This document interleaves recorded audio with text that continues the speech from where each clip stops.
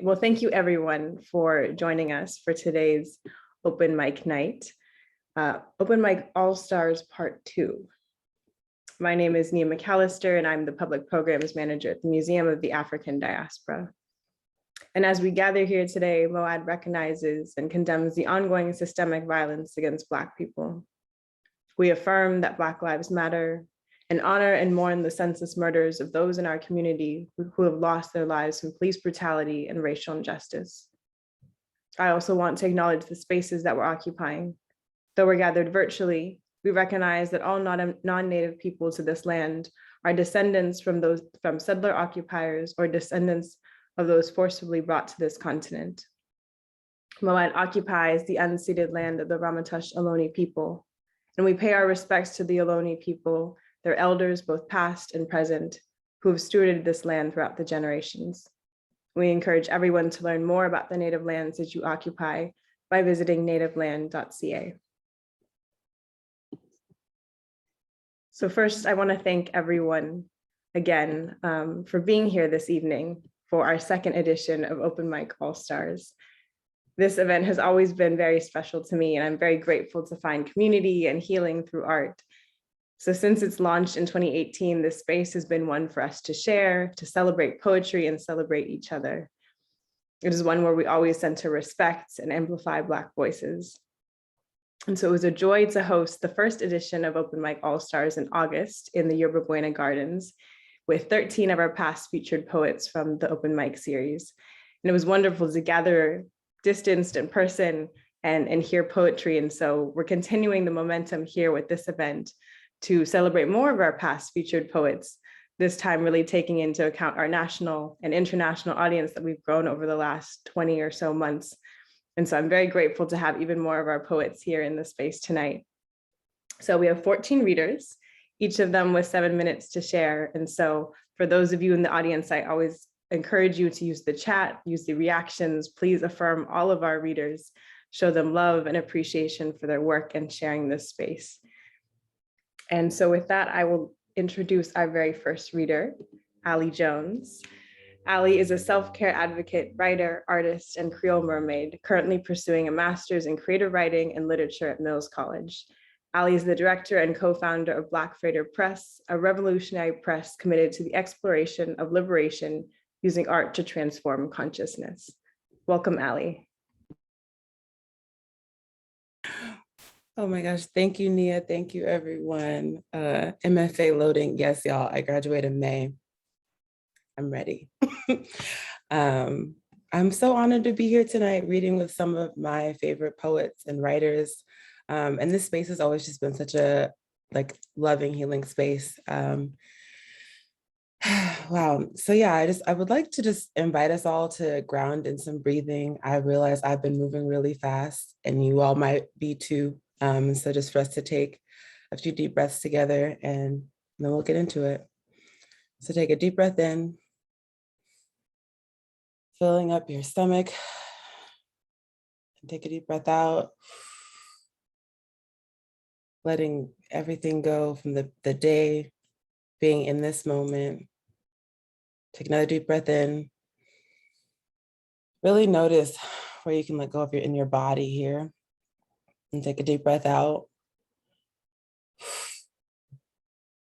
And just let that go. This last deep breath, y'all are all muted. So take a deep breath in and on your exhale, make whatever noises you need to. Take a deep breath in. Then exhale.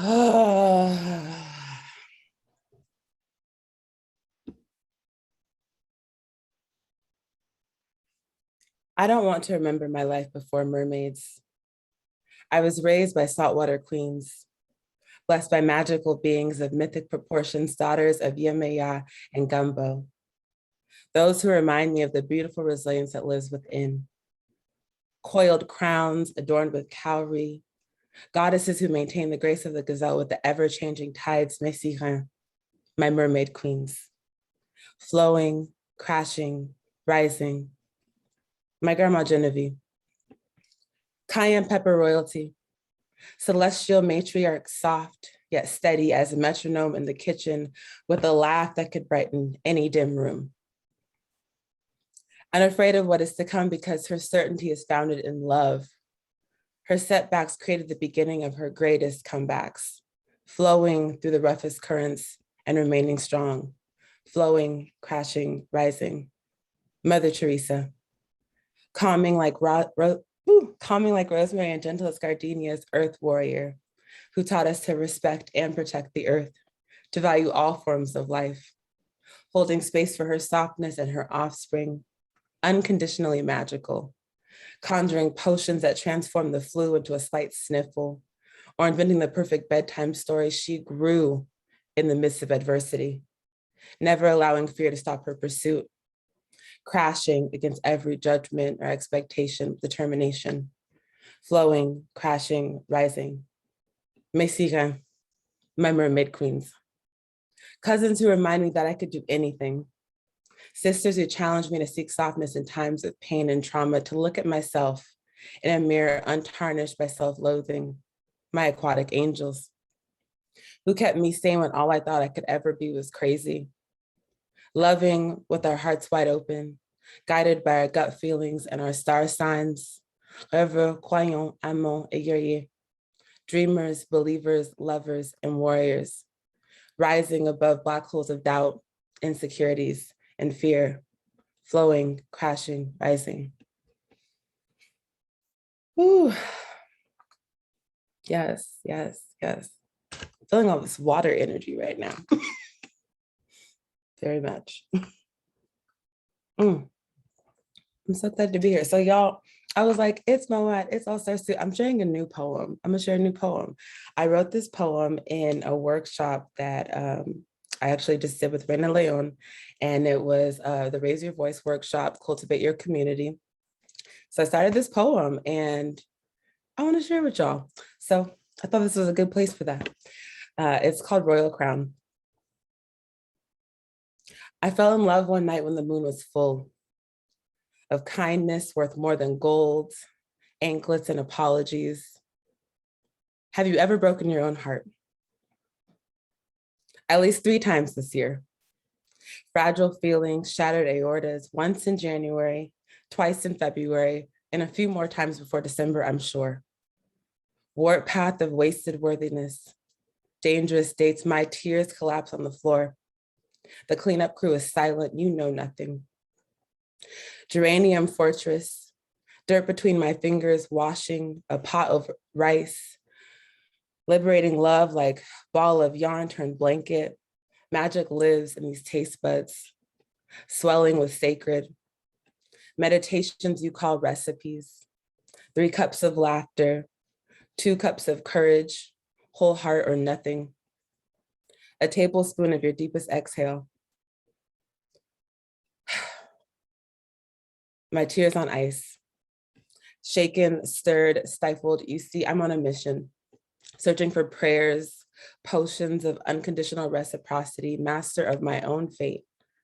I found a map of ones and zeros that led me to myself. Space to get out of my own way. That is to say, I'm discerning when to stand or bend. Hummingbird wings, fluttering fearless, the constant evolution of light. Thunder in chaos, unavailable for toxicity, aligned with tranquility.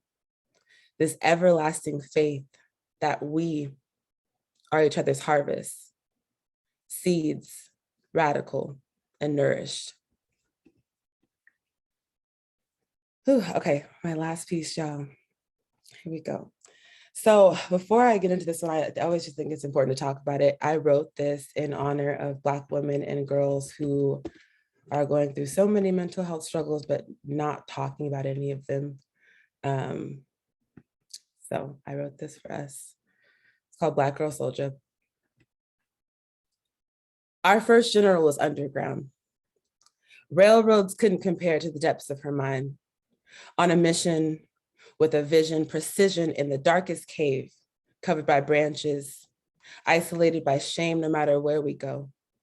The darkest storms. Uprooted Black bodies. We continue to hide how we feel inside. Not equal, not well. What is being? The blood that drops, my heart that stops beating, beating emotions and strength from this back vessel, gasping for air, craving help, someone to care, anyone to see that you are not invincible. Sold and conditioned, hanging on by a noose with no room to break loose from the labels you didn't ask for. Martyr complex, struggling to catch your breath under waters of expectation. Bury your pain to survive. They can't relate. Dissociate.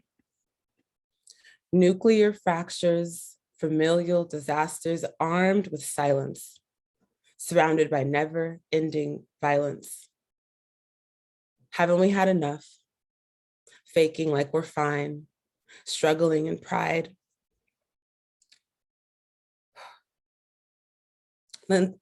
Lynchings ruled as suicide, told to hide our wounds inside. Self-inflicted crimes, the deepest roots. Admiral abolitionist writer. Wells of information filled her books. On a crusade for justice, fighting to resist before a balled up fist. Truth of liberation, asphyxiation. We are the seeds from strange fruit, lemon trees hemorrhaging in the summer breeze from the root. Under leaves of ignorance, our minds assassinated, our souls kidnapped, our bodies raped. There is no escape from the scars, this skin. When can we begin to heal, to feel, to just be free? In the cage where birds wish to sing Harriet, Ida, Billy, Nina, shape-shifting trauma into triumph. Gardenias bloom across the street. Cope or heal. Ultimately, it's all about how you deal. The deepest roots hold the darkest storms. Thank you. Thank you so much, Ali, for sharing those pieces, for sharing that new work. Beautiful, thank you. Next up, I would like to invite Avata up to the mic. Avata is a poet, playwright, multi-percussionist, photographer, teacher. She's been published in English and Spanish in the US, Mexico, and Europe. She's an award-winning poet and multi-instrumentalist, among many things. Welcome, Avata. Oh, you know what? I just managed to get in. Can I come in a few minutes? I just got in. I'm so sorry. We will come back to you, Avata. Appreciate that. So next up, I would like to invite Danjelli Rodriguez del Orbe. Danjelli is a Dominican writer, spoken word performer, and community organizer raised in the Bronx. Her writing focuses on the nuances of Blackness, Latinidad, and migration. Welcome. Hi, everybody. I'm not sure why I'm nervous. Maybe it's the pandemic and not having been performing for such a long time, but hi, everybody. Happy to be here. Extremely happy or extra happy because my first poetry coach is actually here as well. Noel Quinones. I met Noel a few years ago when I first embarked on this journey of spoken word, and he made me, you know, he was there to the first time to performing through working on my craft. And I feel like I'm always, until this day, I'm learning from him. So it's an honor to like share the stage with you tonight, Noel. But thank you, everyone. And today I'll be performing a new poem. I've never read it out loud before. And I wrote it after KB and Adriana Brown's workshop. And I wrote it about God at a place where, you know, I've always questioned God and his purpose and what he's got going on. And I've had a long history of going through all the churches, from Mormon to Jehovah's Witnesses to everywhere. I've been through it.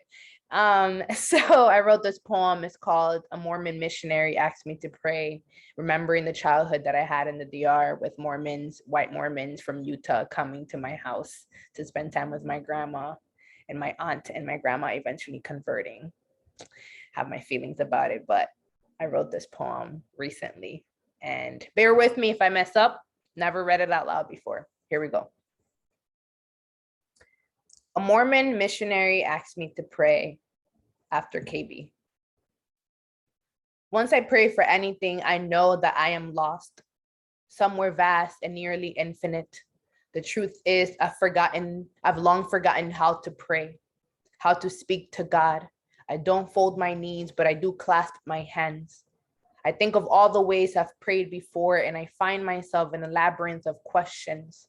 I know no Bible verses. In the dream I have, scriptures are written in a language I can understand. And I witness a revelation of God that is absolutely undeniable. There is nothing more heartbreaking than having no home to come back to. Like you've traveled and left again, but you've never truly reached anywhere. My people survived those Christians who killed and raped and stole without mercy. I am not sure how to command my tongue to preach in their congregation when I only know God through their eyes. The truth is, I have to learn who else God can be, who else I can talk to that does not remind me of them and what they've done to the people I would have loved in an earlier lifetime. The people who still look like me no matter how much time has passed. Did you know that someone is mourning while others pray for God to keep the ongoing misery? Did you know sometimes God turns away from his children? Am I allowed to remind you how God slept on us through slavery? And I try not to think about this. I just want to pray. I just want to pray the way other people do. They do not think about death. They clasp their hands and think about all the ways that they are still alive and God is alive within them. One day, I will tell you about the time I begged for ease, for papers, begged for the heartbreak not to break me, begged for a father, begged for a mother I was not afraid of, begged for mercy, begged for forgiveness about things that were not my fault. The truth is, I am still trying to forgive God. I am still suffering because of him, because of his children. Maybe instead I find his wife and she'll be way more kind than he has been. Maybe she'll convince me to forgive him, and only because she is asking, I will actually do so.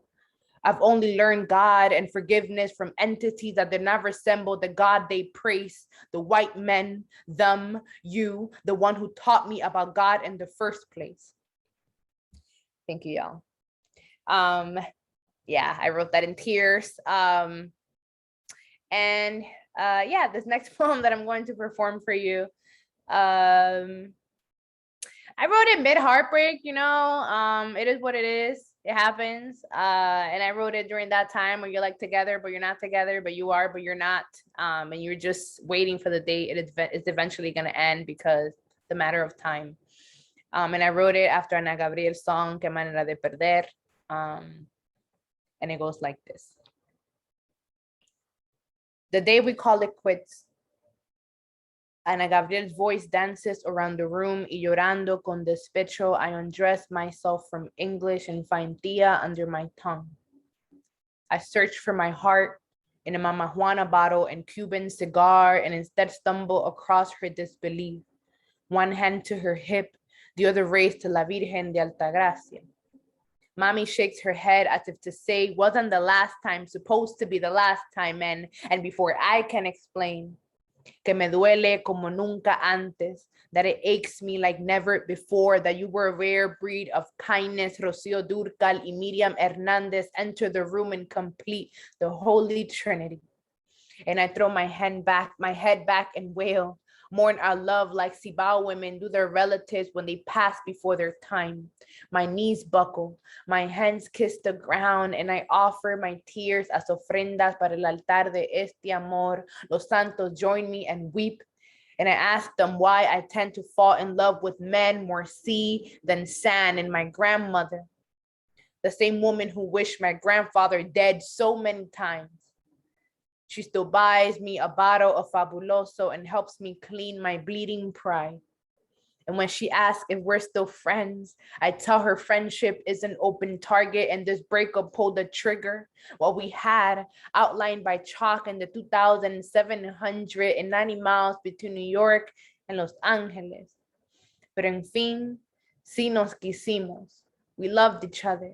Your laugh was a symphony of yes, and your eyes were wise, wise like Dominican mothers done raised their daughters in them the first time we made love.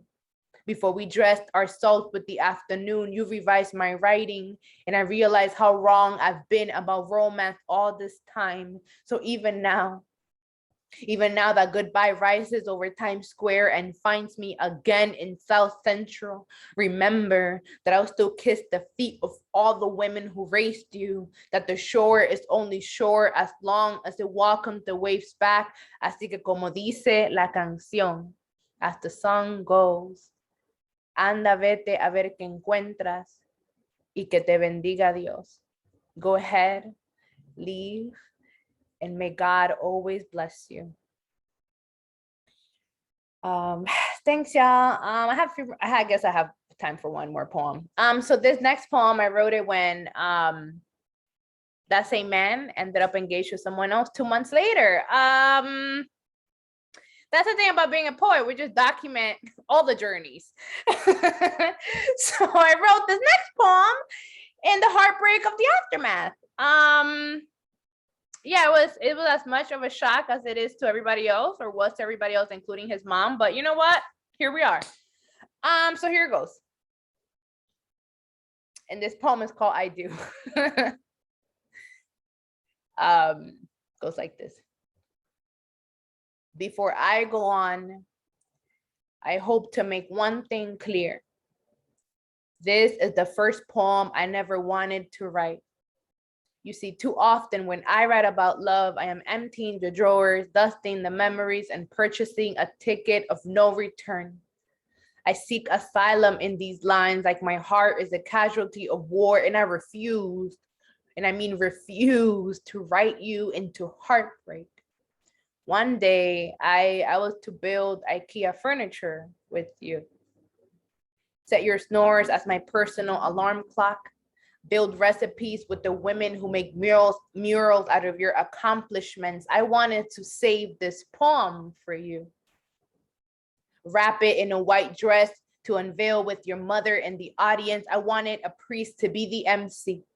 My mother, our hype man, the altar, my stage, turn my throat into boombox speakers and blast my metaphors at the reception. I was ready. Ready to throw an anchor overboard, land in your arms and call you home, but you sailed ship on your own.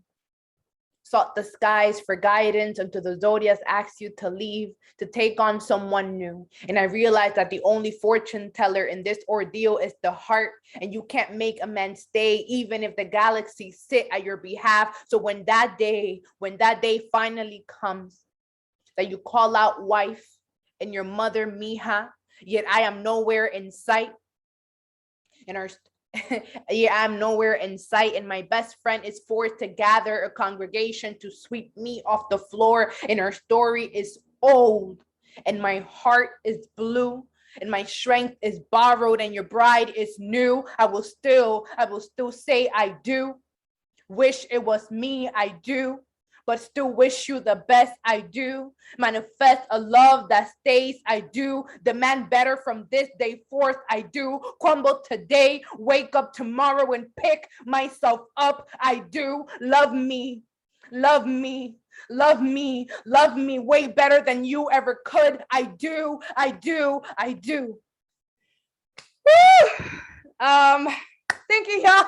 That was the end of that. Thank you for listening, and I'm looking forward to listening to all the other poets. It's been a while. I felt it again. Thank you. Thank you. We felt it too. That was absolutely incredible. Thank you so much, Danjelli. It's always a pleasure to hear your work.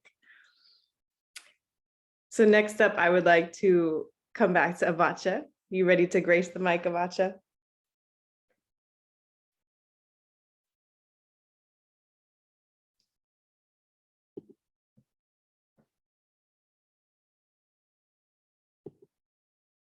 We can always come back as well. No, I got it. Welcome. Today has been an interesting day. I had a hard time getting into you folks, but I'm here, and I'm really honored to be here. And I wish that you take me from the spotlight because it really gets on my nerves when I have to look at a big face of me staring back at me. Thank you. So let me do a couple of poems. I want to do this one for my puppy. I'm a daddy's girl, and Raymond loves this poem. So this is called Poppy Was a Dancing Man. My mother and father were both dancers, and so this is for my Poppy. Poppy was 25 shades black in the midnight, blue black they called him. Poppy was a pretty boy, skin so smooth he looked like he was carved out of ebony. Poppy never just walked, he was smooth like his skin, moved like a panther, like the wind, like a well-sung song. Poppy was beautiful to watch, wore his pride like armor, like a weapon, like a shield in cities designed to make him disappear. He wore his blackness like a badge of honor, moved through the whiter than thou madness with the grace of Grease lightning, danced his way across stages that tried to bury him in the filth of their fear. Poppy was 25 shades blacker than midnight, the kind of unstoppable black that they couldn't hold back no matter how much they tried. Poppy was untouchable. Even when they tried to get at him by trying to get at me, he danced in their faces on all their sacred places and made a joke of their ignorance by stealing their shows on their stages and giving unasked for lessons on the real black power, his unshakable power, our undeniable survival power, Poppy. Poppy was 25 shades blacker than midnight, 25 times blacker than was tolerable by terrified white folks, by immaculate Negro jet setters, hair too bad to be so confident, too African looking to be so proud, too loud to be so arrogant, too damn black, or so they said. But even when black was a never to be spoken word, they couldn't stop his beauty. I mean, like when Poppy smiled, even the wind held its breath. And while all the foolish tongues rattled, he danced. He danced and spread his blackness across the whiteness of the stolen land. And he danced and he danced and he danced and he danced and he danced and he danced and kept holding my hand, held on real tight till I was strong enough to see the light and write this poem. Poppy was 25 shades blacker than midnight, blacker than midnight, blacker than midnight, blacker than midnight. Yes. Okay, this next one, there's a drum festival. Thanks to the pandemic, it hasn't happened this last 2 years, but it's called Born to Drum, International Women's Drum Festival. And it happens up in the hills in Oakland. You wouldn't even know it was Oakland if you go there. It's like another planet, but it's just a beautiful place. And I wrote this for all of us. I do a workshop there every year called When Ancestors Speak Through Rhythm. And this is for all of the women at the drum camp, Born to Drum. It's called Daughters of the Drum. It's in Spanglish, but you get the message. We were born to drum. Somos hijas rítmicas. We were conceived in rhythm, whether we knew it or not, or wanted it or not. It was and has always been about upholding la clave en el alma, the beauty and the sanctity of the rhythm that created us, the rhythm that is us. Somos el latido, ay Dios mío. Somos el latido de la naturaleza, the rhythm of our mother's labor pains announced our coming. And it's always the rhythm of our breathing that lets the world know we're alive. Míralo. Bella fuerzas míticas, pero picosas, feel it. I said, feel it. We walk and sing and pray and dance and cry in it. Every single word that flows out of our mouths is a rhythmic declaration of our presence. Somos la esencia de la bomba, and even our sacred mother nature dances rhythmically through the seasons every single year, keeping the rhythm of our lives in balance. Our universe is an inescapable symphony, ritmos sagrados, held together by vibration, by the sound of the sum of us, the always right on time, magical, rhythmical timelessness of us. Somos la fiebre apasionada de la rumba, the heart of bebop and kubop was born in us, its creation's gift to us. Somos el corazón del tambor, born in the womb of creativity and undeniable rhythm personified. Wake up, wake up, wake up, world, míralo. Listen, we are your children, and we were born to drum. And this last one, I'm a music nut.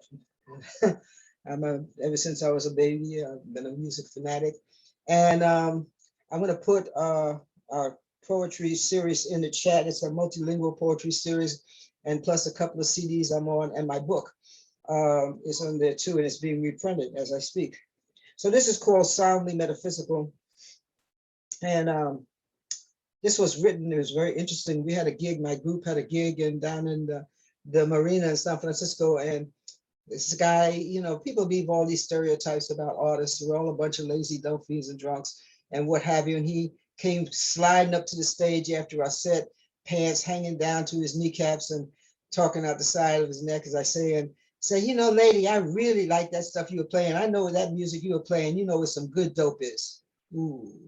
I've been clean and sober for, it'll be 51 years on Friday. And so I didn't know how to slap him upside the head with, I wanted to hit him upside the head with a clavier or some baseball bat or something, but I wrote a poem at him. It's called Soundly Metaphysical. My music. My music is an orgasmic synonym for all that is real. An organic vibrational healing, a sanctified tone poem. I deal in sound, sound, sound, sound, sound, sound, sound, sound, sound. Call me a metaphysician, a doctor of sound. Another edition on the latter tradition, another one of those trying to be spiritual music nuts pushing 100% natural medicine, melodic medicine, non-toxic cures from B flat to high C. I got a music Jones that won't let go. It's a heavy gift. A Zora Neale Hurston, Jose Montoya work song, a word song, a gift to lift us, a healthy intoxicant that's stronger than drugs. An ever-expanding ritual fix that's everywhere all the time. Music is the song that sings me, that flows through me, the song that is me. Music is the funk in the Joe Cuba tune, Duke Ellington's Mistress, the bee that bites in Betty Carter's bop, the blood in my veins. Poetic music is the air I breathe, the heart of every dream I dream, sound so strong I can see it. Can you hear it, feel it? I gotta know if you ever even noticed it. Music's calling and calling and calling and calling and calling and calling. It's always talking, calling you calmly, inviting you as sensually as a caress, holding you warmly, hauntingly, desperately like a scream. Music is a unifier, the one sure thing that brings this world together, the only universal language. Music is a brazenly unrepentant flirt, comes speaking sweetly, teasing, swinging, and talk and jive, and every idiom that's ever been a language so strong, even the deaf can taste it. Are you listening? I say, are you listening is begging you to heal. Music and the music of the word is medicine. A poetic musician is a traditional healer. I'm a dealer. I say I'm a dealer, a metaphysician who deals in sound, sound, sound, sound, sound, sound, sound, sound, sound, medicinal sound. And it's the only high I'm pushing. And right now, I feel a healing coming on. Anybody out there want some? Anyway, that is on a CD with a group I work with, the Electric Squeeze Box Orchestra, and that's going to be in the chat as well. Thanks for listening to my words, and I'm looking forward to hearing everybody, including some of my dearest friends coming up. Thank you. Thank you, Avata. I love Doctor of Sound. That's perfect. Thank you so much. Next up to the mic, I would like to invite Thea Matthews. Thea is a poet, author, and educator originally from San Francisco. Her debut poetry collection, Unearth the Flowers, is listed as part of Kirkus Review's Best Indie Poetry of 2020. Welcome, Thea. Thanks, Nia. Thanks, Elizabeth. Thanks, MoAD. Hey, everyone. I'm among some legends up in here. Really grateful to be among this lineup and to see so many beautiful faces, familiar faces, and then, of course, the Hollywood squares. All right, poems. And so off we go. I've been in conversation a lot with the poet Patricia Smith, going to deliver all new work. I'm excited. And it's heavy. Ammo. In seconds, my tongue rims metal before bite, before twilight, before life becomes a hyphen between years, a wreath of funeral flowers, the hours leading up to action. I'm like somebody's rabbit foot being stroked for good luck, taught to hum a lullaby faster than a bump of cocaine. A child's taught to play with water guns, play games, play soldier. Who hasn't been trained, celebrated to hunt humans? How else would you constitute this state? celebrate the revolution annually with sparklers, with ribbons, banners, nonetheless, with mystery meat hot dogs, the wonder of white bread, 9mm casings. The grip cuffed in a manger, brass summoned by the seraphic choir of law. I am the copper-plated savior. Unfeeling hands, torture, lies like justice. Double Dutch on a $1 bill. The one who walks with me walks the streets unshaken. Faith burnished on top of steel, within lead, bitterness from a barrel. Above asphalt, I am obedient. With good aim, I sever nerves inlaid with morals, making you so proud with your justifiable decision. I leave molars intact. I am wedged between the last beat, and tonight, another mother will leave her throat as a streetlight. Her child will receive a dozen pillar candles on the corner, vigil lit. Was it an accident? Tit for tat. What can kill you? A mother's child can't kill me. This one is titled Huntsville for Christina Nance.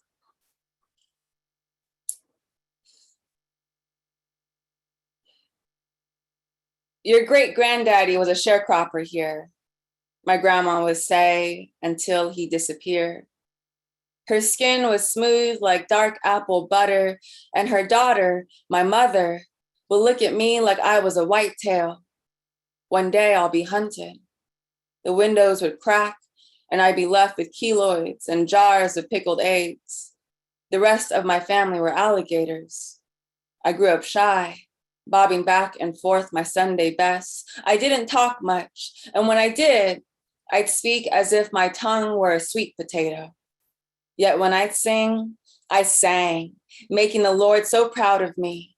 I'd feel the spirit rise within, swaying my hips and arms in praise like a church fan in one hand and frozen strawberry lemonade in another. Oh, did I love to sing and hum hymns in the halls. And when my sister would say, "Sing, Christina," I would. I sure would. Knowing my heart would be safe like a deer in the forest, safe to walk along with my sister away from the forest edge.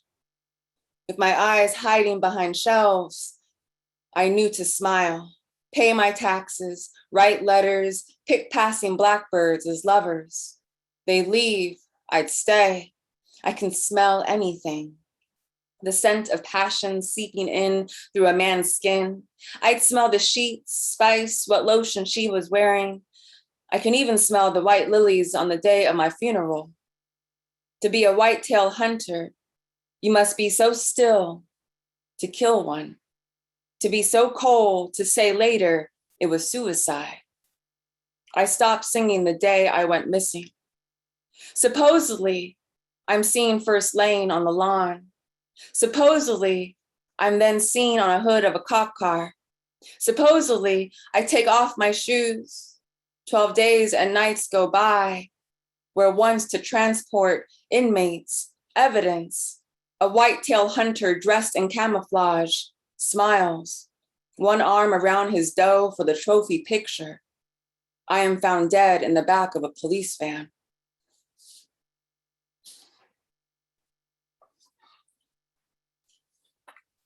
This next poem is titled Americana. These next two poems, I think. I'm gonna try to see if yeah, maybe one, okay. They came for promise, claim this land a haven. They came for the dreams within dreams within dreams, called this land of the free and the home of the brave. Do not trust the pilgrim, stiff cloth, a burning cross. They came for the dreams within dreams within dreams, Jamestown to Plymouth, blood to fragment, souls to splinter, split a people under the gleam of triumph. Call this land of the free and home of the brave? All I see is torture, a legacy, a splintered cabinet of porcelain, a spark of a dull match. The wick flared, do not trust the pilgrim. Stiff cloth, a burning cross, skin boiling beneath uniforms, fear fatal, this greed kills, but you already know this. Take the scissors. Slash each star, stare into each incision, state, district, settlement revoked beneath the rocks. Amazing grace, how sweet the sound. Thought I had to die to live. I once was lost, but now I'm found. Deep within a district, settlement revoked beneath the rocks. The damned have been boxed. Liberty is liberty, not a euphemism for enslavement of the body. Now amazing grace, how sweet the sound. Thought I had to die a slow suicide in a country of movie star politicians clamoring for attention, a torrent of abuse. I live to live. I once was lost, but now I'm found. Deep within a trench, opening of an eye. What does it mean, an abolished state? A nation reconfigured, I cut straight. 7 minutes. Thank you so much, everyone. Blessings. I look forward to hearing from everyone. Thank you, Thea. Thank you for gracing us with all of that incredibly brilliant poetry and new poetry with that. So thank you. Next up, I would like to invite Raymond Nat Turner, the town crier. Raymond Nat Turner is a New York City poet, privileged to have read at the Harriet Tubman Centennial Symposium in Auburn, New York. Turner is an artistic director of the Stalwart Jazz Poetry Ensemble, Upsurge, and he is the poet in residence at Black Agenda Report. Welcome, Raymond.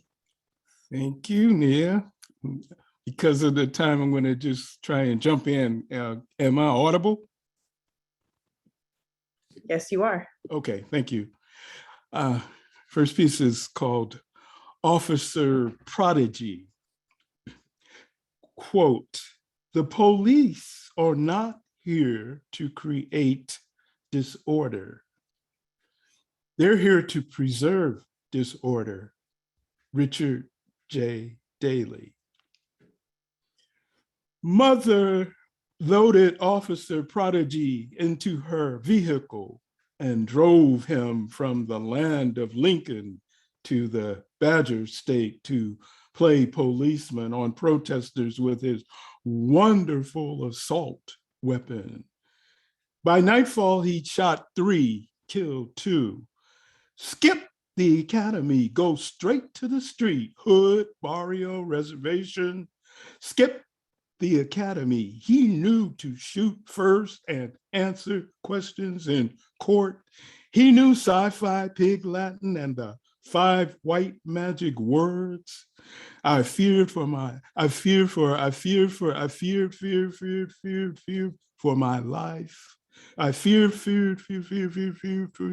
my safety, feared it wouldn't release fast enough for kill shots.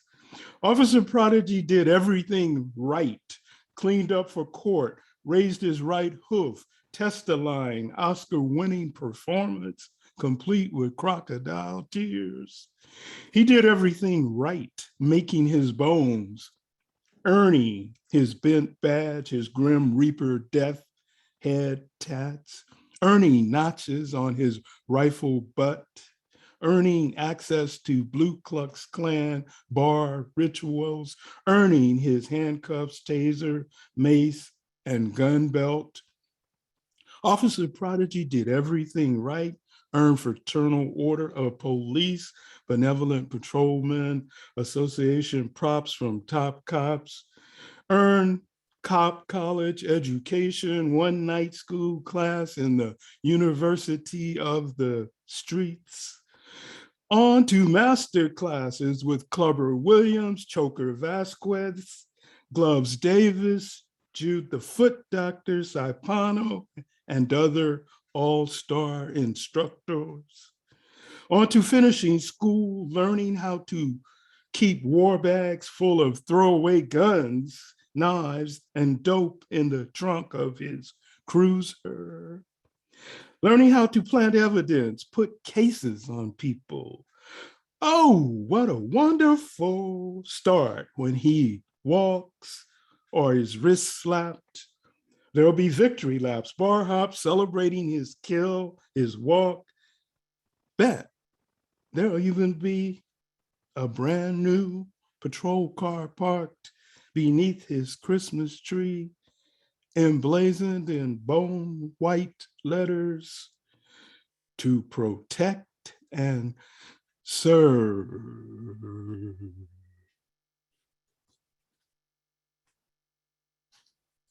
Black Lives Matter. Black Lives Matter unless you listening to loud music, shoveling snow, or own a phone or a car. Black Lives Matter unless you breaking up a fight or your brake light's broken. Black Lives Matter unless you a Chicago child unschooled in Mississippi apartheid, unless you a man not laughing at unfunny jokes and looking up from red mud into steely blue gray eyes, or resisting rapists coming for your mama, sister, daughter, wife. Black Lives Matter unless you smoking a cigarette or making a turn, unless you're a child scoring sugary snacks in the Sunshine State, unless you unhoused and have healthy reactions to homelessness and its insanity, any city. Black Lives Matter unless you a doctor describing decent care to mangle a medicine man from your ICU bed. Black Lives Matter unless you caught trying to breathe between swastika of neotene and long white arm of the law. And finally, in the street expressions of people's outrage and people's quest for freedom, it's often chanted, say his name, say her name, unfortunately, time and time again. But in this case, we don't want to say this mother, hush your mouth. This is a family program, so I won't say. But anyway, we won't say his name, but I think you know.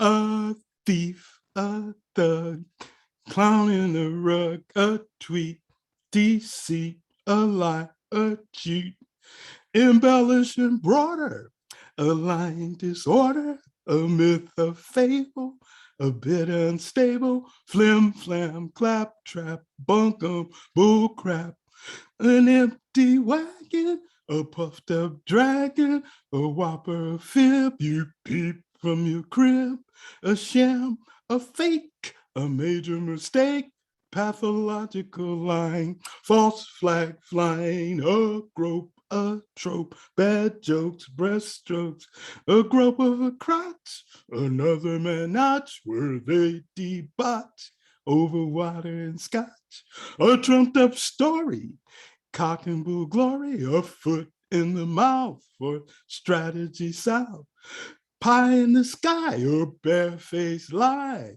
a pig in disguise, fooling some eyes, playing fast and loose with Jim Jones juice, a masquerade, a Nazi parade, fake great nation, same plantation, a bug in the hall, a fly on the wall, great big whale, an ongoing tale, a parade in July, another big lie, a wink of an eye, enough outcry. A thief, a thug, clown in a rug, a tweet, deceit, a lie, a cheat. Time for feet in the street, sustaining street heat. Oh. Thank you, Missy. Brilliant as ever. Thank you so much, Raymond. Next up, I would like to introduce Joshua A. Merchant. Joshua is a native of East Oakland, exploring what it means to grow and love in this country. Merchant has had the honor to be published as a finalist for the June Jordan Poetry Prize anthology, Walk These Streets in 2007, a collaboration with Alice Walker and OUSD. Welcome, Joshua.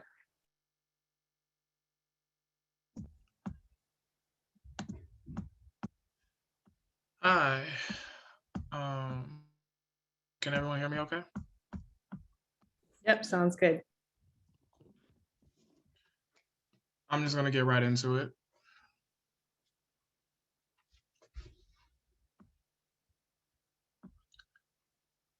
She sits on the patio holding $1's worth of life, or maybe tapping the opposite.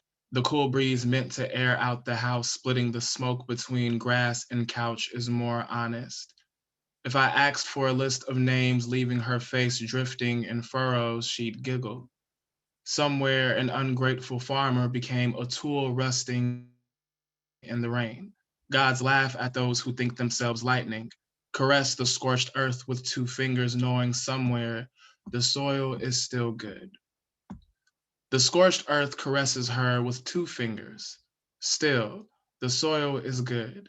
She is held on the patio, sitting, $1's worth of life, or maybe believes God is laughing at her lightning. The cool breeze slamming the door between the living room and outside is just as honest. Being outside reminds her she's free to cry, but a halt cannot exist where rest will take its place in the rain. When I asked for the location of hands to be crafted into good luck charms, she giggled. I draped the living room with hands of bill collectors like Christmas lights just to hear more giggles. Next, the palms promised as thrones, 2 fingers snipped, shoved into the scorched earth. She'll caress during the rebirth of the good, die wicked, the wild die quiet. The scorned and depleted are born outside waiting for rain. She is a patio holding $1 for safekeeping for life. At least natural disasters are honest. Torches have no reason to complain to lightning. Ever ask a fool the difference between a solar beam and a strike of lightning? She'd ask me this. Nervously, I giggled. One has already lived fully, the other spur of the moment. Both are honest. One's impact is based solely of that, of force. The other's not seen as good or bad, just a necessary experience, a part of life. I guess both are, huh? You smell that? Finally, rain. Somewhere an ungrateful farmer is putting a rabbit's foot to shame, his hand dangling around my neck as I play in the rain. My mother sits on the patio waiting for a second strike of lightning. She is a god, a witch, almost pharaoh, testing one of her theories about life. When she finished her cigarette and nothing happened, she giggled. I ran to the patio excited. How'd I do? My first attempt at flying. You did good. Even when she lied, she was honest. In her eyes, I won't always be honest. I don't think she minded if it meant I wouldn't have to be a souvenir in the rain or dead to be good, passionate without the lightning, to be the face, to be in the face of fire and softly giggle, to be in the eye of any storm and still in awe of life. The cool breeze slamming the door between the living room and the child who smells like outside is just as honest as him laughing like a god discovering lightning. Being outside reminds him he's free to be dirty and laugh about it in the rain. He tells his mother he already showered. She giggles. The child soaking the carpet doesn't make him good or bad. It makes him young. She remembers that life. So that first poem was called Pack a Day. I realized I didn't read the title when I first started reading it. This next poem is called Arriving Home in Reverse. Walks through garage, exits the apartment, through the entrance, smiling. Men in uniforms are exceeding expectations. Raoul in them needed a ride home. are being dropped off. Their hoodies are hoodies because they're cold and comfortable, as am I, not shrouded. We'll see them tomorrow. One of the officers asks me about my day with the corners of his mouth reclining into his cheeks, offers me a ride home. I tell him no, thank you. I was just leaving, not an ounce of fear coating my blood. Life is sweet. This next poem is called An Ode to the Dumb Friend You Didn't Know You Needed. You tell him to jump, and he sprints the other direction. You are confused, watching this lanky kid drag his arms behind him, an Acme missile in Chuck Taylors, and you start shouting, hey, what the fuck? He's gone. He comes back 3 minutes later with a bag of chips, 2 cheeseburgers, a half-eaten burrito, a bucket of unopened bars of soap, a barrel of fertilizer, a sword strapped to his back that he later reveals is actually an umbrella that you both discover is also a sword, a cooler full of Fruitopia soft drinks, a 40-ounce of Mickey's, a mesh laundry bag of steaks, and a jar of Chuck E. Cheese tokens that after biting into are actually edibles. The question remains, what the fuck? You look him up and down, notice his bruised knee, blood running down his forehead. Smiling, he says, I don't know, and tosses you 2 packs of sunflower seeds. One's to snack on and one's for the future. You clench your fists, squinch your eyes, allow your teeth to sink into your lip. I fucked up. And before he can walk away, you grab his hand and say, we got a lot of work to do. This next piece is called Courage, loosely inspired by the Cartoon Network animation Courage the Cowardly Dog. Old man says you are banned, believes you wear a mask that makes us look bad, and puts the same mask to scare you out the house. Puts on the same mask to scare you out the house. But when a demon possesses a ghost haunting with vampire fangs itching for his blood, you come running to save the day. Not even because you want to, but because somebody still prays for him, and you still love the hands that rise in his name. So there you are naked, shovering in the rain with a stake, a scroll, and a Jesus chain bookmarking her favorite passage in the Bible. No cape in sight. An umbrella would be better, but all you got is the rain. And that's cool. Niggas can't see you crying when you dance here. Next poem. The Table. I know I will at least have a productive day if I work out for at least 7 minutes. There is an app on my phone that gives me 8 to 12 different exercises over a 7-minute time span. I paid for this app for 1 year, one time by accident with money I didn't have and figured, hey, maybe God is trying to tell me something. This one nigga called me blonde one time. I don't think he meant it in a Frank Ocean kind of way, and I'm not sure that would have mattered. This one time I was a zombie. This one time I planked into a wall. This one time I was a tabletop waiting to move. A ring appeared on my forehead after I offered him a coaster. A wood chipper scoffed at me. I wasn't mahogany enough. There was too much sap in my blood. He turned around as he walked away asking, hey, you got anything I could chew on? I did. Jumping jacks and hit the ceiling fan. The light bulbs flickered in Morse code, demanding my chin touch my knees next time I performed this exercise meant to make me better. meant to be healthier for me, meant to show me I'm moving in the right direction. I kept looking for a compass and all I found were knives. I picked one up, drew a line in the sand, and the sky called me a murderer. I apologized and pled to the sky for forgiveness, and the sand swallowed me whole. I tasted the sand, and the flavor was familiar. Wood chippings. How sweet. And then this last poem I'm gonna read is called Home. The click at the edge of my heel is a safe space. Every speck of pavement I walk is my living room, my private hallway. Notice I didn't say a catwalk safe, not that I don't enjoy a good runway. I was always a gem. Gold laced the hymns of my laughter, but there was no code for me to access what was so obvious.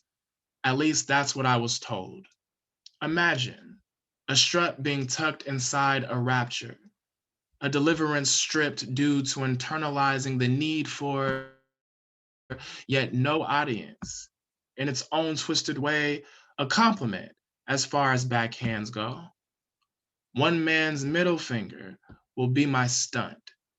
My trash will be what he uses to ripen his glow.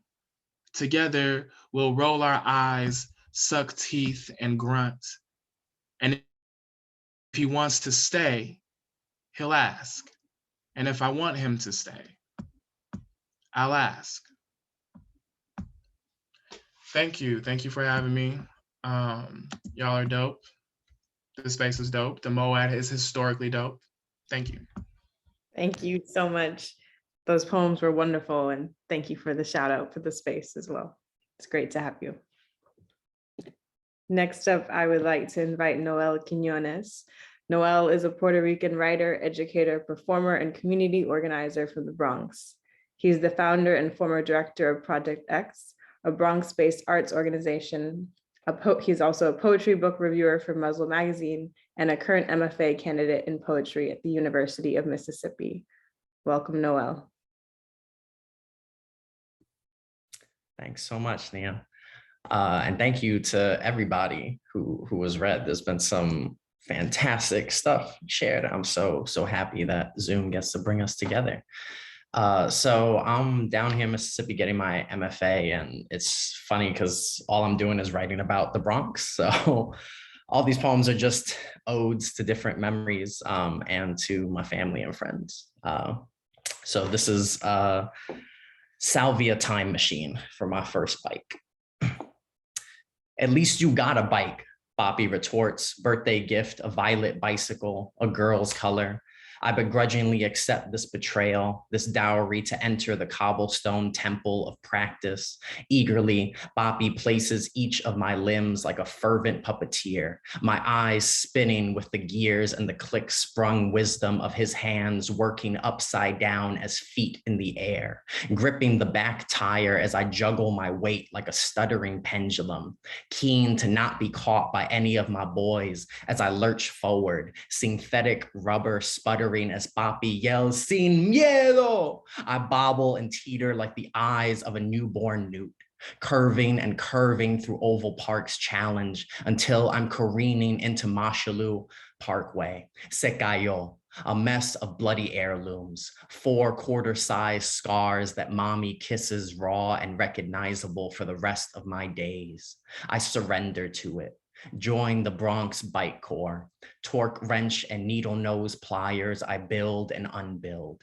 Take my Salvia machine and ride to Ariel's on Valentine Avenue to spark up. The homies yelling you a wild one as I float the Grand Concourse, heart breezy, eyes X'd out, my body a hollow instrument, sung into yonder. I break open a dangerous math.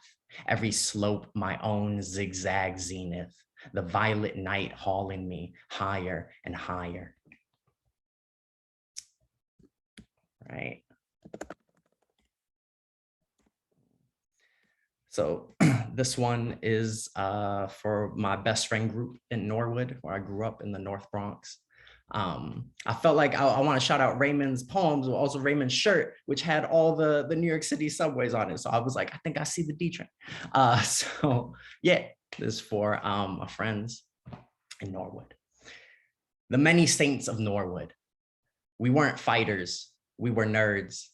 When they knocked Jesse into the holy gate of recess, when they flicked mac and cheese bullets at Okie, or called Janelle a lesbian, Daniel a faggot, boxing us with fists and firm words forged into crosses, uttered upon the leather of misused Bibles. I flipped my middle finger like a steeple behind their backs.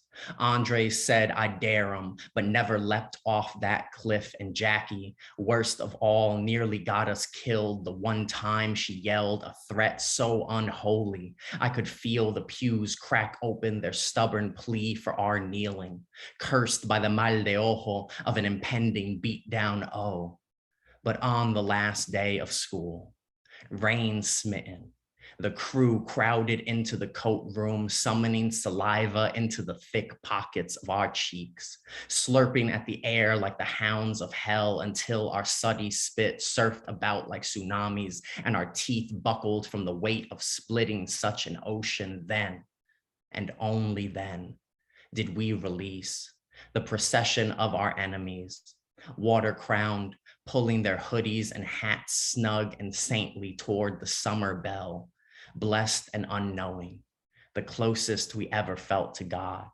omnipotent and punishing the wicked. All right.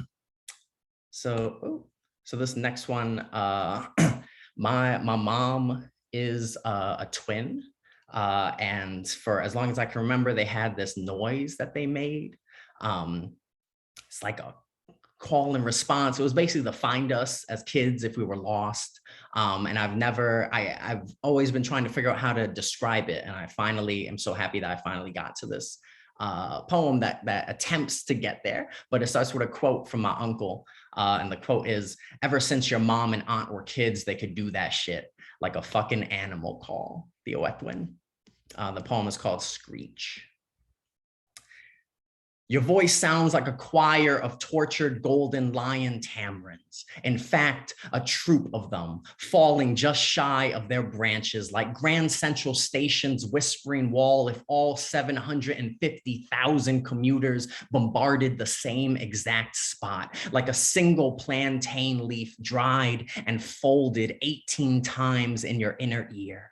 A washing machine full of 1980s subway tokens. La India hitting a falsetto after the years of cocaine. All the ovens on Rochambeau Avenue bursting open with pots and pans clamoring for emancipation. Like all of Theo Jr.'s Boost Mobile Nextels chirping at once like gringos who don't know how to pull out a rhythm from washing dominoes. Like metal barricades frantic beneath a bum rush of teenagers, so tempted to touch Menudo's outstretched palms, like losing a child in a parking lot, like learning Spanish as an adult, like an orange leaf-nosed bat who's hard of hearing, like grandma yelling, nena, cuidado, as your foot danced Nice and Wild's Diamond Girl on the car's brake pedal, like winning spit with one hand tied behind your back, like the D train drumming pigeons into metal during rush hour,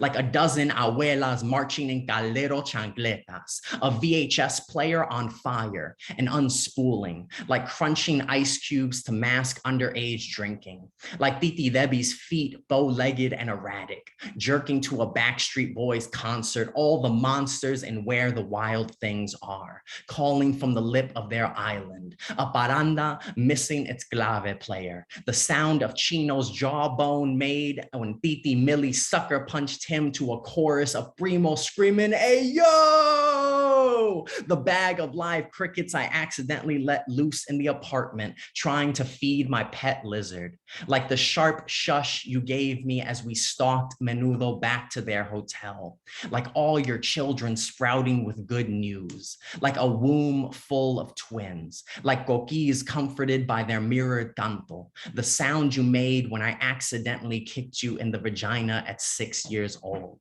Your body crumpled and sharpened at once, like when you said, it's not a call, it's a demand. All right, do I have time for one more, Nina? Okay, awesome. Yeah, all right, so this is my last one.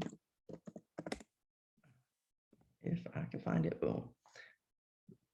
All right, thanks so much, y'all. So this last poem is called Alternative Colors for Queer. And my thesis that I'm working on down here is all about color theory and colors. So that's where this comes from. But yeah, alternative colors for queer. Salsa is better with two people, but I spend so much time in corners, I've forgotten her fingers like inchworms, massaging wings from the color beige, a concept we've tried to rename for decades, a foil for colors with more character. Everything is only as vibrant as what surrounds it. A pot of ginger tea, her hand, a garden of plastic saffron dahlias, the word saffron. When she pushed me toward the stage, I judged my hips, my cobalt torso, my illusory ass, my strut. But I strutted because I've always strutted, in front of Macy's mirrors, underneath the mahogany spotlight of a bunk bed, in the background of legs, I practiced so many colors. He is wordless. Oh, where do we go? Oh no.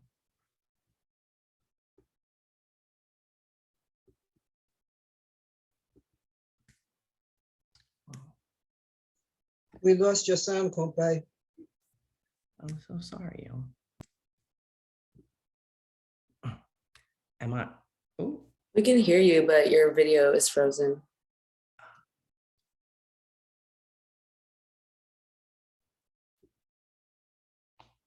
is that?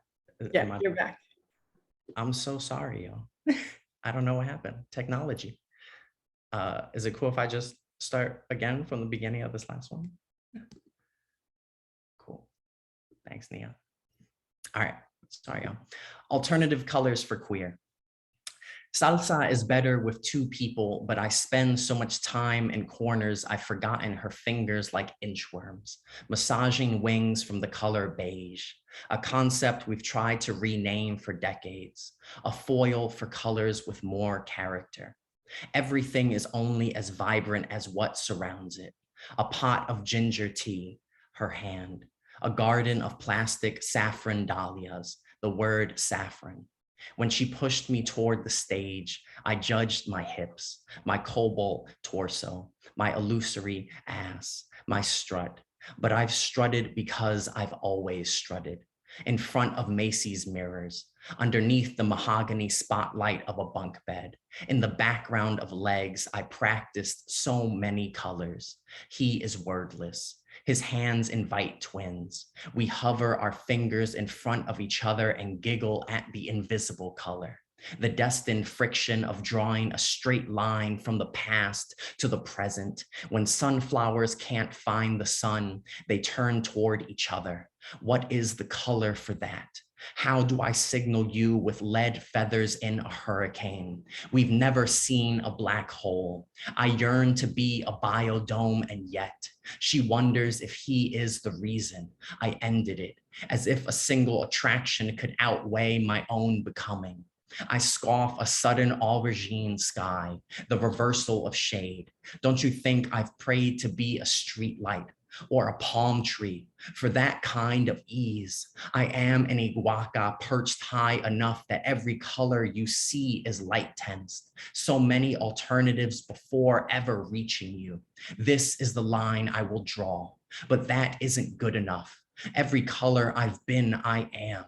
A jade plant moving in the corner of a window's Isabellian hue, as if leaping. I wonder the forest green of your recognition, its muscular soil, piling and piling and piling and never dying. I hunt for the egg of color. I dig out its wings. I develop a taste. Thanks so much, y'all. Thank you, Noel. All of those pieces, absolutely incredible. Thank you so much. Next up to the mic, I would like to introduce Jubi Ariola Headley. Jubi is a Black queer poet, a storyteller, a first-generation United Statesian, the son of Bajan immigrants, and the author of poetry collection Original Kink, published by Sibling Rivalry Press in 2020. Welcome, Jubi. Thank you so much, Nia. Let me start by saying thank you to all of you for holding space and bringing such fire this evening. And regularly, when I've had the chance to participate, this space is necessary and has held me when I needed to be held. And let me also individually thank Nia for curating this space with such generosity and what feels like me to love. So I think you know how wondrous you are, but I also hope it doesn't hurt to hear it. So that. I'm gonna read two poems, and in the spirit that was started off with, I think, Ali, I'm gonna read my first poem. It's a poem I wrote very recently, and nobody else has heard, so hopefully it's not terrible. I am not a native Spanish speaker. The Ariola in my name comes from marriage. So this poem is kind of about me trying to learn Spanish and navigate my husband's home country of Guatemala when I am there. And it is called In Translation. The names are always biblical. Tienda Santa Maria or San Miguel or La Fe, which does not translate into store of the uglies I have too late learned. A single letter will split a moth into a mouth, a horse into a hose, a now into a no. If ever there was a gendered confession, this must be it.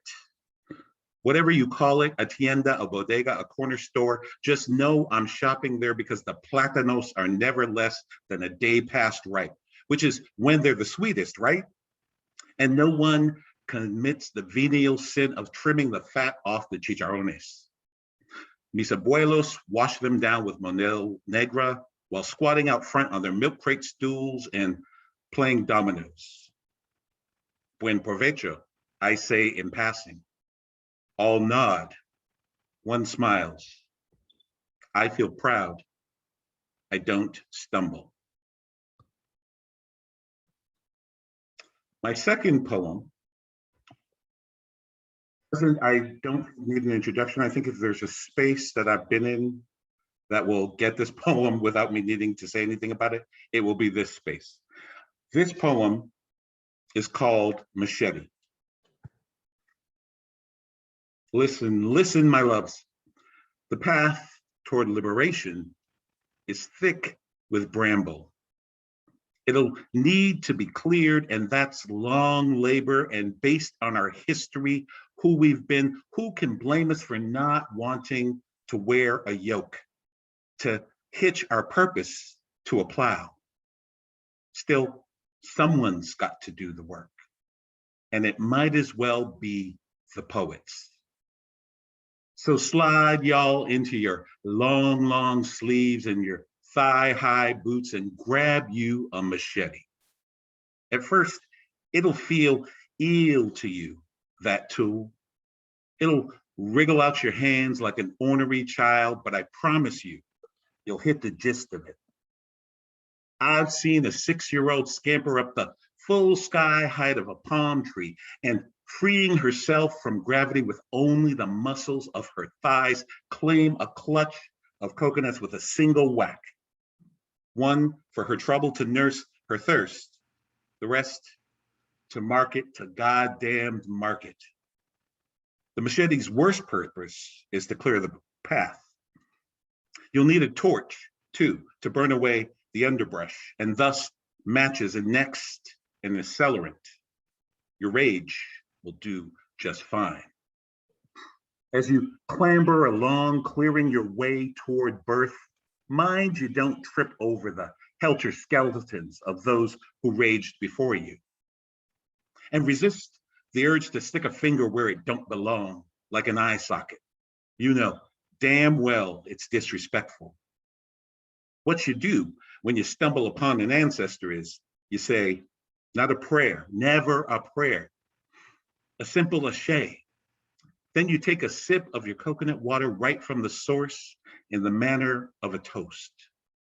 Tuck their blessing under the brim of your belonging, then be about it. Move on.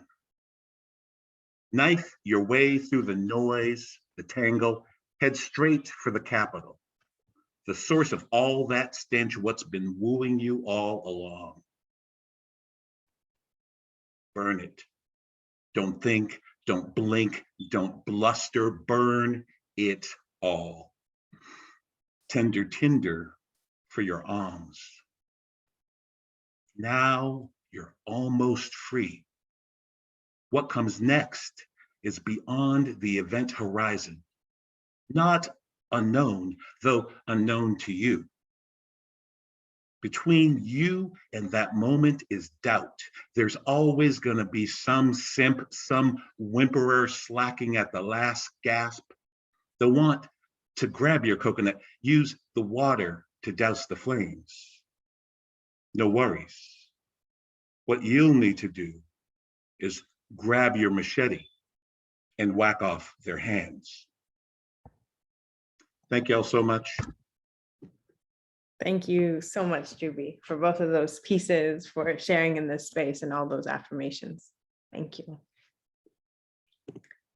Next up, I would like to invite Kay Altine up to the mic. They are a Sudanese poet of Nubian descent, raised internationally as a third cultural kid. His work has been translated into Arabic, Greek, Farsi, and Spanish, and has appeared in world literature today, The Ordinary Chaos of Being Human, Many Muslim Words, the African American Review, About Place Journal, Mufta, among others. And he currently resides in Granada, Spain. So thank you for staying up in the middle of the night to join us. Welcome. It's always a pleasure, Nia. It's great to be here, and it's great to hear all these beautiful verses. It's the best way to spend the night, actually. So thank you, guys. I really appreciate being here. The first poem I'm going to read is called Here, and it stands for How Everyone Remembers Everything. And it's one of the first poems from my book. This is the account of a broken boy who took down the sky to weave a map for all the children on their way here. How do I have my Turkish mother's eyes that aren't blue like Nazari beads, but the color of my father's skin when it has forgotten the sun because of winter? Family snapshot. The whole lot of us rubbing sesame oil into our skin to keep out the cold in all that gold we carried. I'm broken, and all you ask is how. How did it happen? How can you be sure? How long will it take? I count bubbles in your fizzy water, make something up. I sigh and I hear 1,000 legs cross. I blink and imaginary hair parts me. Everyone getting by is surviving something seasonal. It's out of stock before you break each other for some mess that won't ever hold you both. I'm so sorry about so many things I can't ever be again. It doesn't stop me from looking under the bed some nights for change. Doesn't stop me from polishing the mirror until I sigh again and armies march through the flat like it's over. Your tongue is now that kilim, draped from the balcony for wandering cats. It still remembers when it lived inside and how we whispered Hafiz for verses to it. Everything I bought for that next life is on sale, but I still don't fit. And that's the first poem that I'd like to share with you guys. The next poem that I'm going to share is actually the last poem I wrote for the book. And it's called Araigo. Araigo is a Spanish word for rooted, and it's also the process.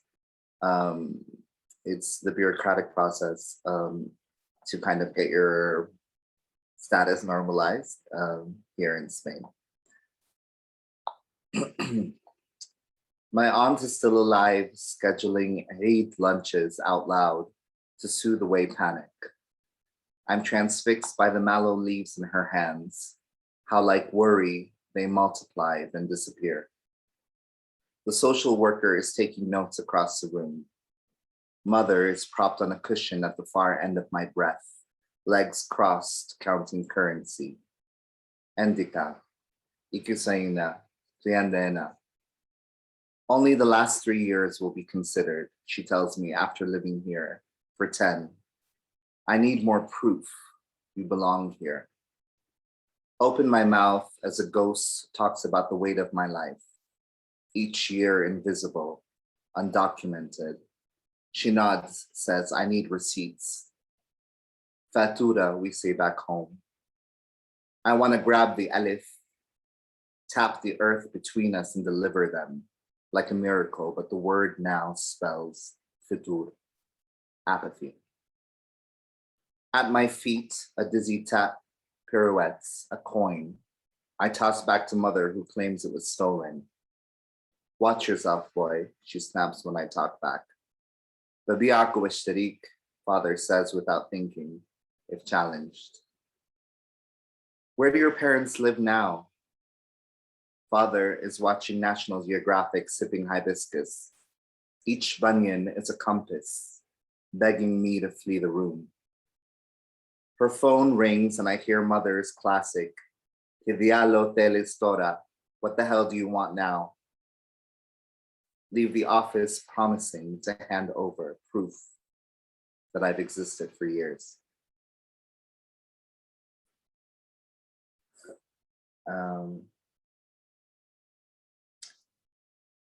The next piece I'm going to share is called Enough. And it's about Blackness and actually anti-Blackness in Spain. Yeah, this is Enough. Let us not speak of waterfalls tonight, of bodies lost in rivers unaccounted for. Only having said that is already too much. Enough to turn off the television and call a friend to meet for a drink. Enough to count yourself blessed, to have someone who sees you as enough, because you mirror that and call it love. Well then tell me, how can we help those people? My pride begs to answer, go help yourself first. But isn't that how we ended up divided by light rich here, dark poor there, myths about skin and privilege? All my dreams are about people being freed from the violence of water slapping rock, from the burden of living on a land, knowing difference, but not believing out loud.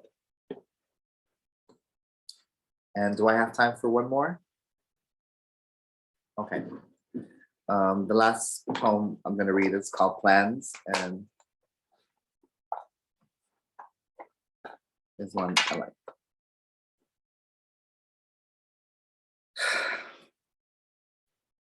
Every time I say yes, I return. Feel fingers in a battlefield, divvying land on my arms and chest. You want to build something with my lips over memories when we sleep, so I tell the truth. Sometimes I think my hope is living elsewhere. A single mom raising children who communicate in sign language.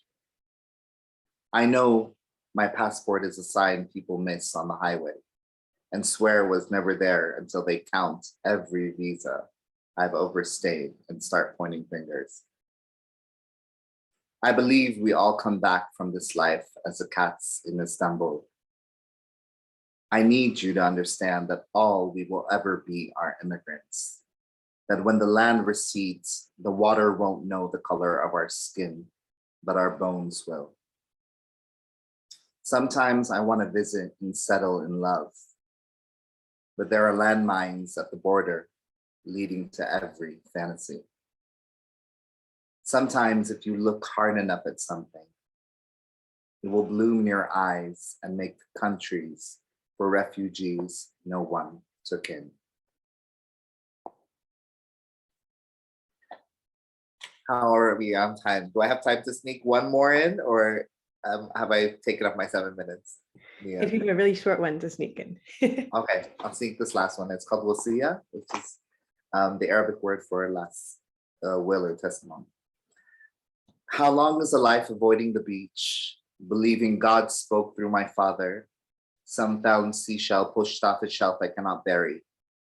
I'd like to think there are aisles of men praying somewhere once I'm gone, that their tongues wrap around where I kept warm like a turban, woven in prayer by strangers, that I'm not found stiff, half hanging off a hotel bed under a phrase book in another useless language. I hope I go dreaming in Arabic, because love there sounds like the wind passes through every vowel. Somewhere buried in my voice, there is asphalt singing as brothers build rooms for one another. I find new corners in case I come back. Everyone gets a dua to float across the lake and watch disappear. This is mine. Thank you so much for the space. It's lovely to see you again and to see Elizabeth as well.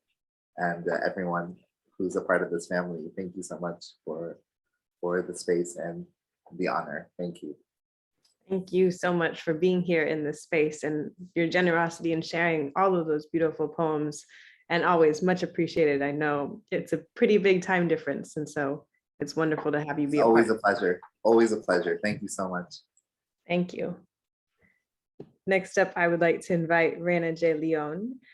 Raina J. Leon, PhD, is Black, Afro-Boricua, and from Philadelphia. She's a mother, daughter, sister, madrina, comadre, partner, poet, writer, and teacher educator. She believes in collective action and community work, the profound power of holding space for the telling of our stories, and the liberatory practice of humanizing education. Welcome, Raina. Oh my goodness, y'all. This night is so magical. I'm so happy to be here. I'm creating art, so you saw my head down as I'm consuming all of this amazing work. So I'm not reading poems. I'm going to read a novel excerpt. And the only thing that I'm going to tell you is that the devil has tried to claim Iset, and the story is told from the perspective of her daughter. Iset is the first Black vampire, the mother of her people, and her daughter is born human, and she remembers everything of all the lives that have been lived before her. Okay. When the storm settled to stillness, the people were gone, but the devil knew he would find them in a place with his stone eye. I do not have a memory of him in the place above the earth, but I do remember the petrichor scent below it, the quick shuffling of many feet as they descended hidden pathways into the caverns beneath the village, around stalactite spires, into the chasm that held our most sacred place, the mouth of the river of life, the womb of the most precious of the resurrected trees. Do you remember the story I told? How the warriors who were done with war came with seeds. In the sanctum, a many-roomed cavern spliced by light shafts, at the bottom was what seemed to be a never-ending lake in which there were small islands. The light was strategically reflected by mirrors embedded throughout the rooms, and on those islands, the dead were planted with the seeds they had borne. So their bodies became so much compost, their spirits continued on. And the woody growths and on the water, you could see them sometimes like sprites shooting across in bioluminescent ripples or through root systems impossibly fast. The spirits talked to one another, and in one of the most sacred of rites, that of submergence, they would talk to and even mount a chosen of the sweet death, my people, and the mother called Zafi. It was to this place that my people descended to wait in silence, though not all had made it along the routes of escape. My mother was among them below the earth. And when Zafi, her mother, appeared before them, the last to enter the secret ways and hide the entrance, it was Iset, her daughter, she saw first. Her arms were outstretched in strain as a small stone, magnetic, glittering like a faceted emerald, and yet strange in its flecks of red, pulled out and up towards the stone roof high above them, toward the devil. Her face. Though I was not there, I can still see how her face fell into anguish. She looked over the trees, the sacred place, at her daughter, one of 5 among them. Slowly, she went to Iset and folded her hands over her precious child and peeled them back to release the ball, knowing that would be the end of them all. And without a word, she went to the lake. First down the smooth rock ways, then along the earth that held the youngest trees, then among the branches of the older trees that served as bridges to the small islands, and then to the largest of the islands among them. Behind her, sweet death, my people, followed with bare feet when the soldiers arrived. They held 4 of the tribe, my sisters, haughty in the clamor of weapons. Not all had made it below. They thought they would drag away the rest for their whims, the evils of the world. What they found was silence. It was a reddening lake. The people had simply nestled themselves into root systems and slit their own throats. A last tree feeding. A body is just so much compost. Zafi stood on the edge of the island, her hands just rising from my mother's dead neck. She had drowned her in bloody water. The last flicker of consciousness from Iset was the sight of her mother's face above her in ripples. When she arose, 3 days later, sweet death had mounted her.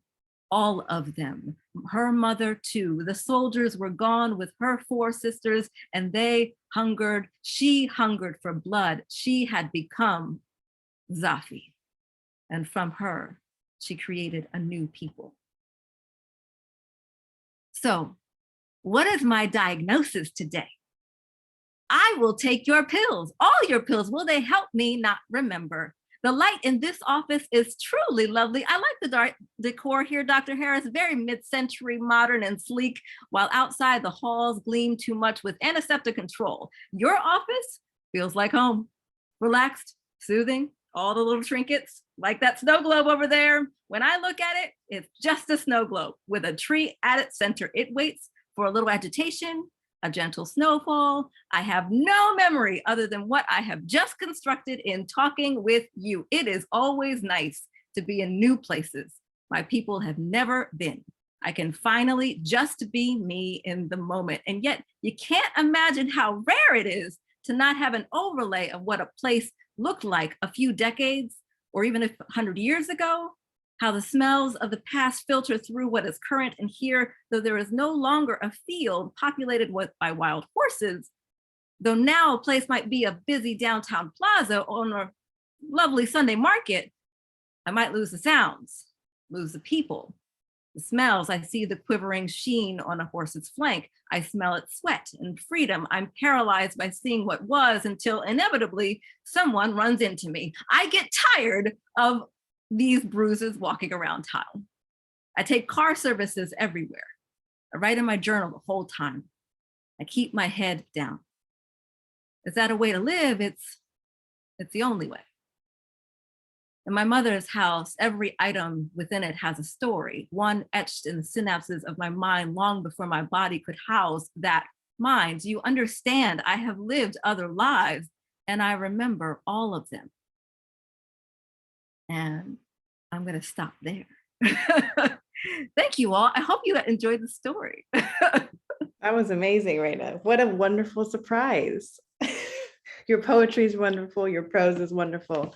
That was an absolute treat. Thank you so much.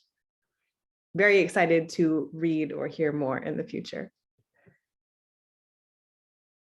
Next up, I would like to invite Michael Warr up to the mic. Michael is the editor of the anthology of Poetry and Protest, From Emmett Till to Trayvon Martin. And Michael was the former deputy director of MoAD. Welcome, Michael.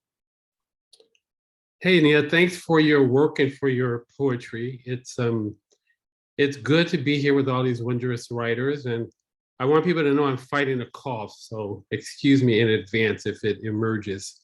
I wrote this poem in response to an invitation to honor the late North Beach-based African-American poet, Bob Kaufman, on the release of the collected poems of Bob Kaufman by City Lights Publishers. He was instrumental to the beats, but is relatively unknown for his role. So I want to encourage people to check out his work. This poem is called Searching for Bob Kaufman. Hieroglyphic petals illuminate an adolescent trek through the paper fields, flat plains, and edited savannas of 3,000 years of Black poetry. The traveling trickster emerges centuries of chapters away from Africa's ancient poets, anonymous, spine to spine with those known. Wheatley, Dunbar, Brown, Hughes, Brooks, King, Jones, Evans, Giovanni, and Cruz, bound to the sticky fingers of this Black boy, seeking non-mystical space between liberation and ecclesiastics. He never knew this sometimes speaking in tongues saxophonious poet, except through sorcery etched in ether, and improbable perfect juxtapositions and mind-bending visions manifest in maddening unmarked stone, and gravity-defying language turning the underground upside down, and silence deafening to those who want to listen, and sonic waves of syllables soothing the soul of blue wells, and explosive lines fueled by heavy water, and inaudible beats drowning out fascistic love-ins, and inescapable jailbreaks from forced criminality, and masses of massive solitude out in the open, and iterations blocking unblocked iterations, and revelatory secret acts of resistance. Inside the mind of a Milky Way, a black hole absorbs our light to be enlightened. This next piece is an excerpt from my poem, What Not to Do, an unfinished poem, where I have been adding names of especially unarmed Black boys and men killed by the police since 2018. The full version of the poem will be published in the next issue of Obsidian, Literature and Art in the African Diaspora. And this week, Obsidian posted the online version, and I'll share that in the chat, so please check it out. In the future, this poem and its updates will be available online at the same link. What Not to Do, an unfinished poem. Breathe, Eric Gardner choked. Sell, Lucy's. Resist to death. Stand, Amadou Diallo in vestibule. Carry wallet, look out of place, act suspicious, 41 fired, 19 bullets killed. Park, Tanya Haggerty on side of road. Talk on cell on side of road. Shot on side of road. Drive, Philando Castile with broken brake lights. Carry legal firearm. Announce you have a gun. Shout, not reaching for gun. Shot, 5 bullets, 2 to heart. Approach, Oscar Grant, the police. Beg not to shoot. Kneel, shot anyway. In back. Carry, Tamil Rice, toy gun. Shot with real bullets. Carry, Remain Bisbin, prescription bottle, shot 2 bullets to torso. Not carry, Keith Lamont Scott, a gun when told to drop it, shot. B, Natasha McKinnon, schizophrenic. B, superhuman, stunned while shackled, 50,000 votes to death. B, John Crawford, an imminent threat. Shop for Walmart air rifle. Carry Walmart air rifle at Walmart. Talk on cell phone at Walmart. Shot with real bullets at Walmart. B, George Floyd, a suspect. B, a 6'7" Black man. B, claustrophobic, asphyxiated, knee on neck while handcuffed. Run, Stephen Clark, to grandmother's yard. Carry, cell phone, shot, 20 bullets fired, 8 hit primarily in back. Jog, Ahmaud Arbery, shot, 2 bullets kill while hunted. Sleep, Breonna Taylor in bed, shot, 8 bullets kill. Sleep, Rashard Brooks at Wendy's. Flee for daughter's birthday. Point, did taser over shoulder. Shot, 2 bullets in back. Walk, Elijah McClain home. Look sketchy, play music, aware of ski mask. Shop for iced tea, carry iced tea, act crazy, whisper, can't breathe, beg to go home. Be superhuman, be anemic, be suspicious, be on something, be undetermined, choked to death, breathe. I'm gonna stop there. See the chat for the Obsidian link.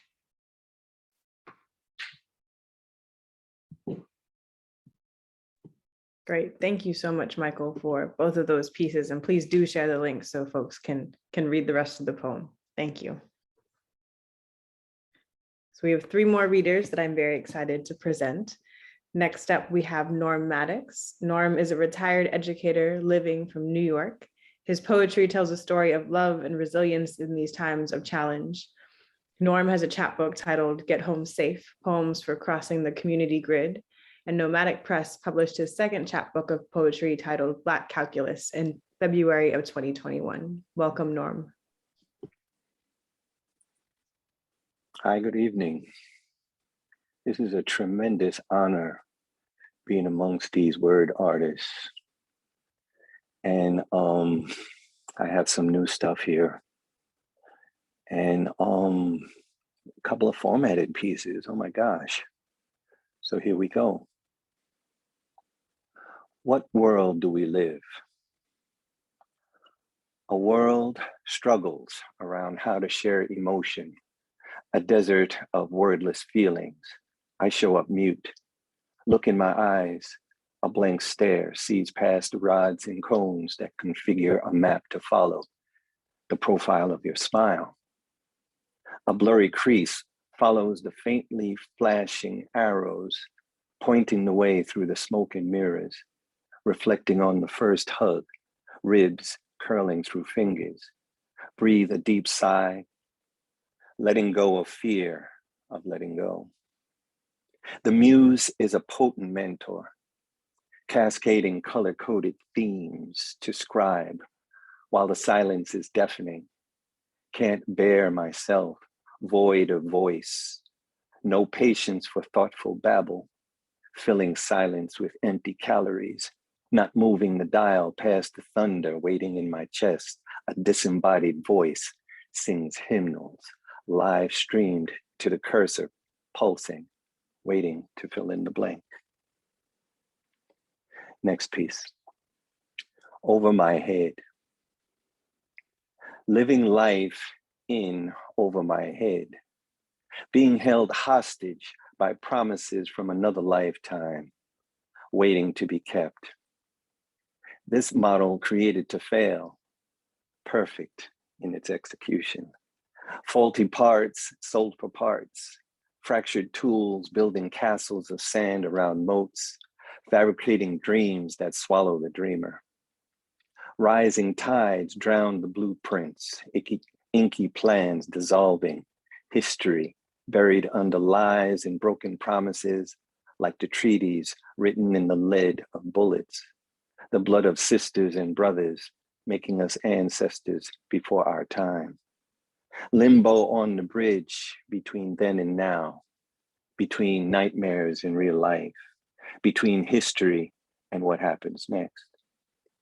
Hope becomes a rogue warrior, escaping the void, looking for wounds to heal, trying to remember where scars came from, recreating trauma to remember where lessons failed, lessons learned.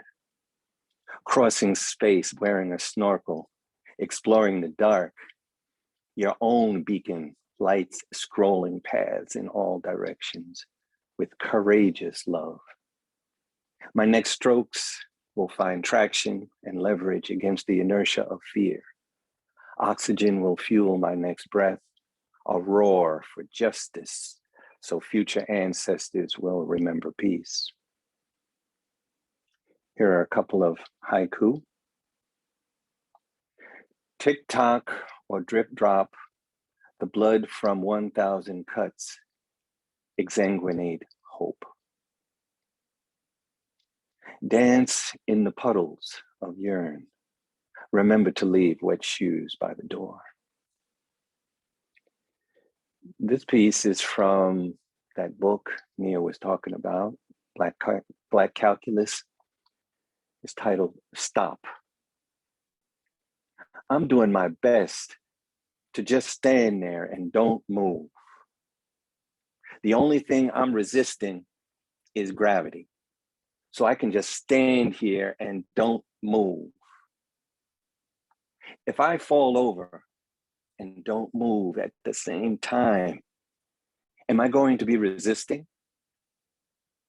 If it's gravity, well, I need wings to fly. If it's an arrest, gravity will win over my dead body. Next piece. In search of myself. An expedition across the expanse that opens behind my eyelids. The pause between exhale and inhale. A sliding door timed to look away just before your impulse to sabotage the first step in the journey. Fear that I am lost before I begin. Emotions congealed in held breaths. Fear that I have not imagined the enormity of this quest. There is no thing to find, no thing to discover, no thing to claim as a result of this expedition. Climbing mountains did not lead to finding any things. Got lost in retreat, retracing dust ball breadcrumbs, blown asunder with each step. The wake of my passing closes behind me. There is no going back. Each step is a heart's beat towards a new home. Last piece. The gravity in love. A musician sees a rest between beats, waits to fill silence with music. The beat fills the silence with the want to build rhythm with a pause. Music waits patiently for their turn to fill the space, with song, with air to carry on memory, melancholy and nostalgia for radical feelings, floating like magnetic fields that keep things in place, grounded in the unseen. Love and gravity, forces of attraction that reject their equals like collisions and tantalize their opposites in a dance that keeps the world revolving on her axis, keeps moons in orbit, spinning through predictable phases, keeps distance and time in step to meet the next beat on time, anticipating the offbeat, a dissonant melody missing what sounded like harmony the last time the music played. Gravity, you can count on, stable, grounding, firm, reality. Love is air between atoms, building molecules that float free of gravity in their own fields of attraction. Vibration recreating itself, inventing words to accompany the song that plays variations on the theme of itself. Love has its own gravitation, attractions beyond gravity, confident in its instability, a constant vibration that persists in its novelty, original in every iteration. Gravity dominates the horizon like a time signature. Where does the beat drop? Love knows the horizon as the place where earth meets the sky. Limits meeting limitless. The beat needs other beats to form a rhythm. Music needs love to sing to itself. A song that needs no beats, only words with rhyme and reason that hum and whistle all day long. Without gravity, love is the ground shaking, reforming itself, finding a way that fits under every footfall, wherever the step is taken. Flourish in the gravity of love. Peace. Thank you, Norm. Thank you so much. What a beautiful note to leave us with. Thank you. Next up, I would like to invite Shah Noor. Shah is a writer, visual artist, and scholar crafting narratives at the nexus of Black feminist thought, queer diaspora studies, and liberatory pedagogies.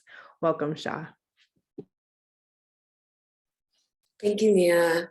Thank you, MoAD. I'm so honored to really like be here with all of you. It's invigorating.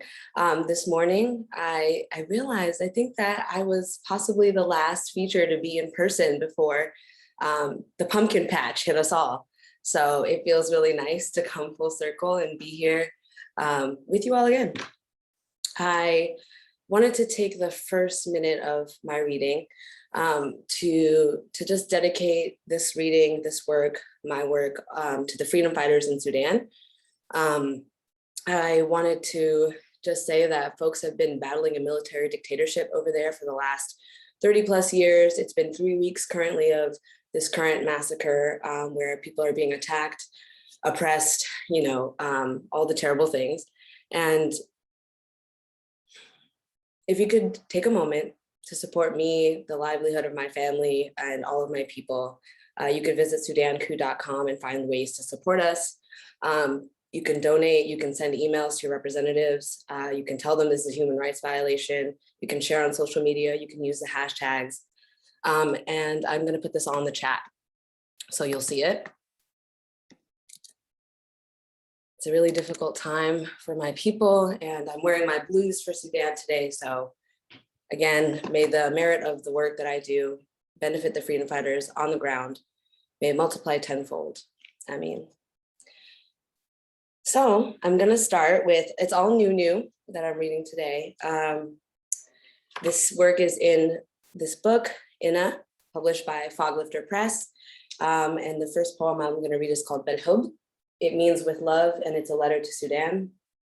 It begins with an epitaph, a quote from Abina P. Busua from her poem, A Song in 7 Stanzas for Our Granddaughter.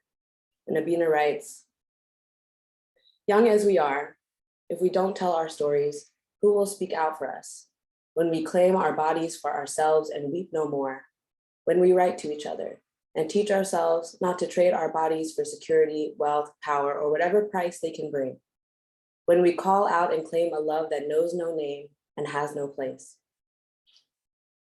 Our love is not easy, Sudan, and yet I must love you. To reclaim our names, we must reach beyond them, reach beyond our territories that we know and have been forced into. To reclaim our names, we must first claim you, our first mother. Our lands and homes, we must reach our hands into your earth and pull them back dirty, and lay our gaze upon them and learn from the residue and repeat, sticking our hands again and again, grasping dirt again and again. To reclaim our names, we must first reclaim you. No matter how hard, we must travel, splitting ourselves up into 2s or 3s, leaving to arrive, only to leave again, coming only to go, only to come, only to say you will come again, living in the agains, the comings and the goings of this diaspora. I love you, Sudan. I love you because without you, who would I be? I love you because you hold all the people that I love. I love you for what you were and what you yet will become again. I love you. I love you because you are me. Thank you. So the next one is the choose your own adventure, y'all. I could stay with the wholesome Sudan love and do another Sudan poem, or I could do like something steamy that's also in this book, which is supposed to be an erotic book. So let me know, steamy or Sudan in the chat. I'll give y'all a second. Put your votes in. Steamy or, oh, steamy and Sudan, both. Okay, so people want steamy first. I'll start there and we'll see what the time gives us. Okay, so I called, this poem was a writing activity of rewriting a poem I wrote a while ago that I lost. And I recommend that if you ever lose a poem or misplace an artwork, try redoing it. It was a gift to me. It came out really different. So this version is called Junkyard Rose Propagations. And it begins also with an epitaph from Octavia Butler's Parable of the Sower. All that you touch, you change. All that you change, changes you. The first time we kissed was in a graveyard, tumbling in the wet dirt and giggling hard. My lips found theirs, cool and smooth. They tasted like fruit punch and a hint of gin. We tasseled in the dark, unafraid, touching and exploring in the warm night full of humid air, my glasses fogged. And we took them off. Our breath mixed with the moisture, sweat and indistinguishable from the heat of the moment, the tension from the dance floor, meeting in the graveyard. I watched her play with the band, drumming in front of the fireplace under the thrift store painting with the word junk scrawled across in black Sharpie. Her body framed in a string of lights producing a glow on their already glistening skin. I was swaying modestly a few yards away. I tried not to stare too hard at her lean figure in that fitted black tank. As she pounded away at the snare, eyes darting away and back, I improvised quick twirls and spins when I thought I caught her looking. Outside we huddled, sharing skinny joints and cigarettes under the porch lights. They asked me if I wanted to get out of here. Absolutely. The dirt pushing into my braided updo, their hands grasping at clumps of grass above my head, straddling me in the soil, I arched my back. Reaching my body up to meet the warmth of hers, breathing into their neck and smelling their post-show punk funk, along with wet earth, faded booze, and the fragrant, sweet, sweet juice. Later, we laughed, watching our breath float heavily through the leaves of the willow tree and upwards into the faint stars. At some point, they stood, reaching their hand down to scoop me up as we made our way home under the waxing moon. I found their hand shyly. Thank you. Yes, the glass is fogging, the perpetual struggle. Okay, so Sudani vibes, that was the request. So this poem I wrote over a decade ago. I really love it, I live by it. It's a standard. It was in my first zine ever, I guess, when I was a baby in my undergrad. It's called Sudanese Women. Yeah. Bismillah. Sudanese women with eyes of coal open wide together like their hands in prayer. Their knees resting on Crayola-stained carpets, their lips whispering verses of memorized poetry over the cries of young babies sharing a crib down the hall under a leaky roof, alhamdulillah. They ask in many ways for the same things, sanity and sanctity amongst the chaos of a city they never chose. In a continent full of pastels, their vibrant tunics never stood a chance. The fabric weighing heavily under the odd glare of the Western sun, the fabric weakening slightly under the odd glare of thousands of eyes meeting you uneasily on street corners. They ask you in many ways for the same thing, looking for answers inscribed on the interiors of teacups formed from the residues of first and last sips. They look for answers in the patterns of the cowrie shells scattered against a worn carpet. The fortune teller tells a story in which I carry a textured cloth like a string throughout time, and my 13-year-old eyes open wide to recount every detail, inshallah. Don't forget this. Her eyes stay, and in an instant, she sweeps up the Nile in the palm of her hands, and I forgot it was ever there. I almost forgot the deep burgundy smell of sandalwood burning on hot coals. I almost forgot the sound of dry rice shuffling on tin sheets and the texture of the whip near my grandmother's heart. I almost forgot the beat of empty milk jugs and my auntie's silver lining voice in the airwaves above it, mashallah. My mother asked me to bring the dates, but not in the cheap plastic containering from the Arabic store. I arranged them daintily on a ceramic plate fringed with gold, thinking of all the sunflowers sitting in my living room and how they ask you not to look the sun directly in her eye. Thank you. Do I have time for another one? If you have a short one, we have one more reading. Yes, and we're over time. Yes, okay, so this brief one is for Trans Awareness Week, which is now. And I also recently submitted this piece into to a collection. So give me a little inshallah, some little duas out there that this gets accepted. It's called Fortage. It's inspired by a book by Kiguro Mashiria. And in this iteration, I imagine Fortage to be a Black trans woman, and we are journeying and you are joining us. Swerve at the intersection to meet Fortage at the corner and take her to get her nails done. At the salon, she tells you about her body, how it changes every day as it rubs up in this hard world. You think about her transformations, about her proximity to death and how it's all anyone else knows, but you know her persistence. The way she shows up daily, arriving and re-arriving, meeting bodies in space. You tell her about how diaspora is also persistence. It's showing up over and over just to get dirty. It's putting your hands in soil and pulling up roots and taking them to your grandmother and asking if you can plant them in her garden and asking if she will help. And Haboba offers to watch and guide. While Fraudage's nails dry, I think about how tired I am and how exhausting it is to capture this existence already arrested, tied in the hold, buried, bombed, and ignored. We wonder together about a way out of this no way, about which methods will make this imagined, this otherly, a lived reality. On our way home, Frautage asked me to stop at the gas station so we can buy sweet things that we don't need because it brings us joy and we can always afford more joy. Thanks, y'all. Thank you so much, Shah, for all of those poems, for bringing us joy with your presence. And thank you for that reminder too. You were the last feature that we had in the physical space. So this is a really lovely full circle. And finally, I am very happy to introduce our last featured reader for this evening, Tarita Mckell, story medicine woman, activist for holism, hellbent on asserting life. Tarita is the author of Synchronicity, which was published in 2020, and the co-producer of the Patrice Lumumba anthology as well. Welcome, Tarita. Thank you so much. And again, as echoed by many, it's been an honor to be here and just listen and travel through the hearts, minds, and emotions of our people as we struggle the details of making things happen. I may be a little lighter because, you know, there's been some heavy things taking place. So let me just get right into it.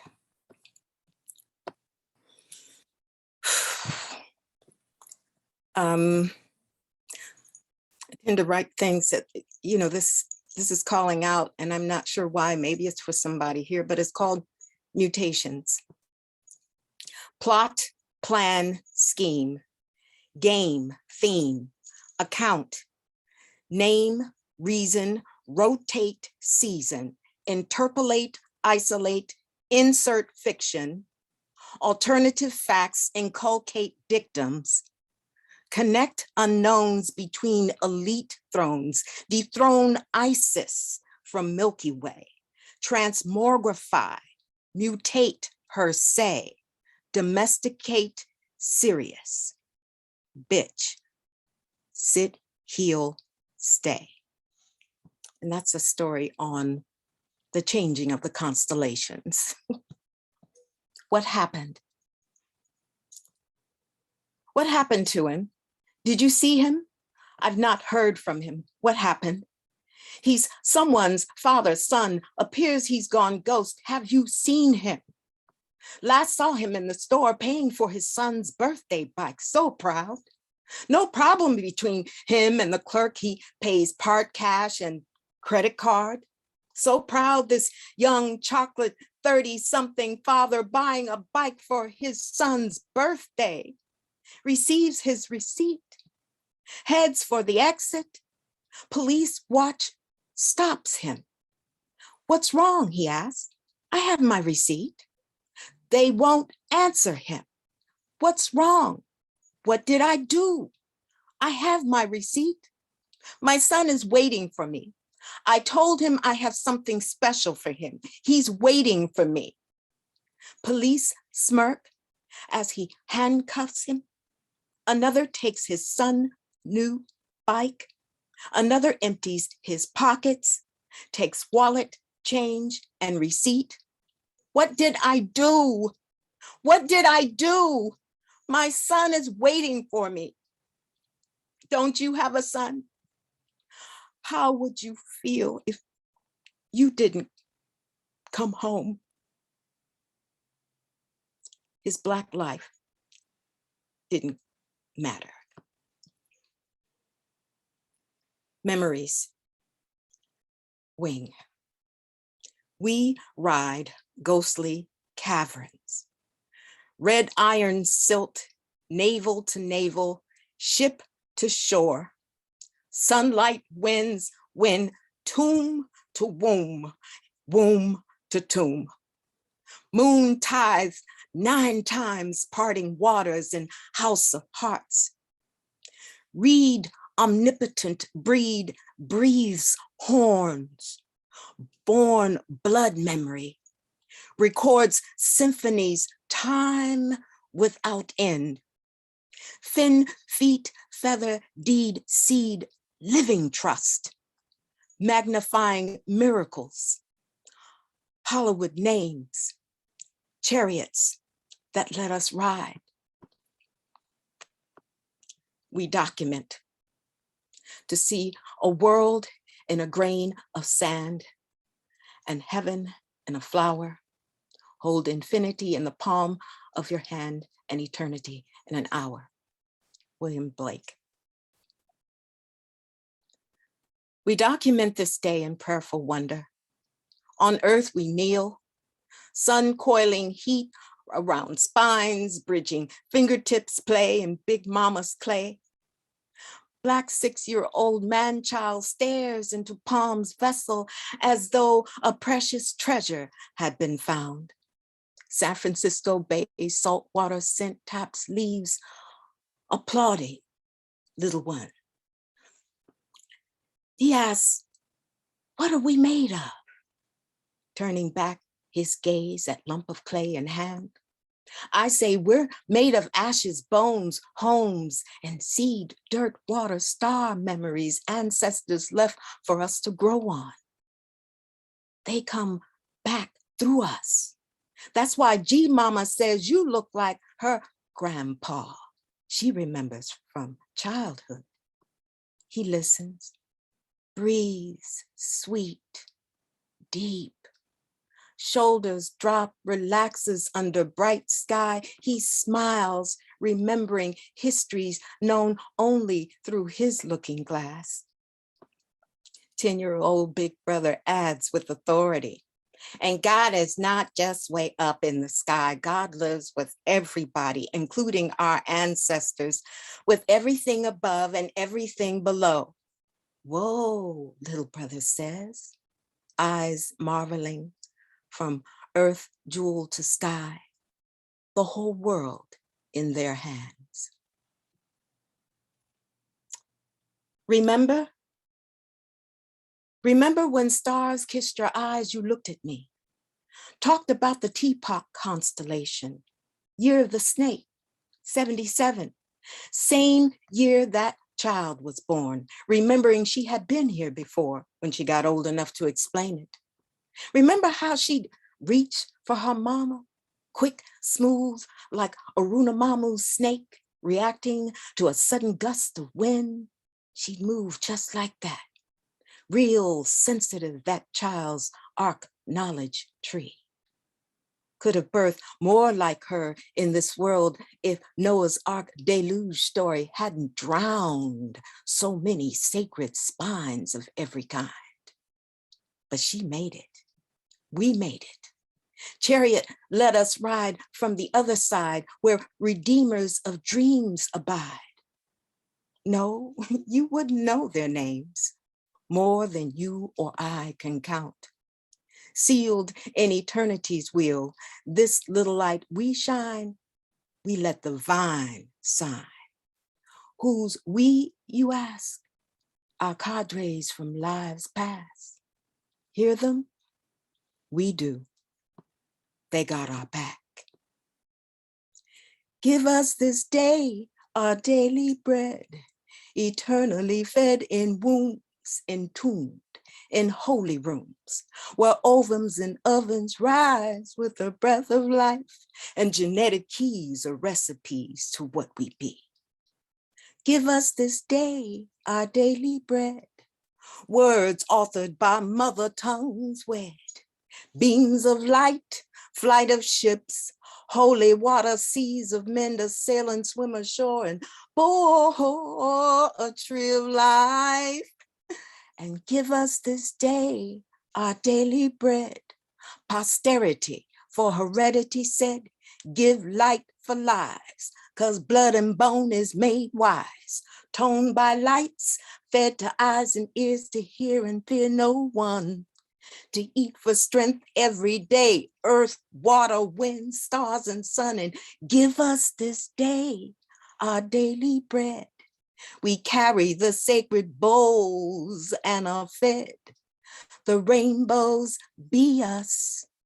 The breath of life sees us and gives us this day our daily bread. Bread of heaven, feed us till we want no more. Thank you. Thank all of you. And thanks to Nia and Elizabeth and MoAD. And yeah, this is definitely story medicine for us all. Thank you. Thank you so much, Tarita, for all those poems. And it just warms my heart every time hearing your poetry. So thank you. And to close, I have one short poem, something new, something I wrote this afternoon, entitled The Body Remembers. My vertebrae sing of rounded corners, curiosity cloaked in serendipity. The way questions turn into silence, turn into memory, a retelling of sorts. Call it the deja vu before the introduction, the way you greet your younger self each morning with the expectation of forgiveness, my version against hers, her loss for my gain, our childhood, author of our tomorrow. I have questions for the arches of my back, the way the spine whispers of forgotten hymns without having ever spoken prayer. Call it the deja vu before the introduction, the way my gut tickles, my head tilts, and I forget I have never been here before. Thank you. Wow. Thank you all so, so much for this magical evening, if you will. This has been so filling, so wonderful to share space with all of you. Such a celebration as well, having all these familiar faces back in the same virtual room and recalling all of your individual features as well. So thank you all for participating. Thank you all for being in the audience and being such a supportive community here. So a quick few things before we wrap up this evening. For those of you who are here in the Bay or maybe coming today, we're very excited that MoAD is open to the public. So please do come and visit and see all of our current exhibitions. We are also doing a lot of programming as well, which you can see on our website, MoAD SF. There'll be a couple in-person poetry events happening off-site in the next month. So please look at our website for information about those. And then we'll resume this regularly scheduled open mic in January. On January 20th will be our first one in the new year. And we have Lynn Thompson as our feature. She is currently the Poet Laureate of LA. So please come through for that. We'll drop information in the chat about that. We'll also share information if you can take a few moments to fill out our program survey. We love hearing from you and knowing what more you're looking for and how we can support you.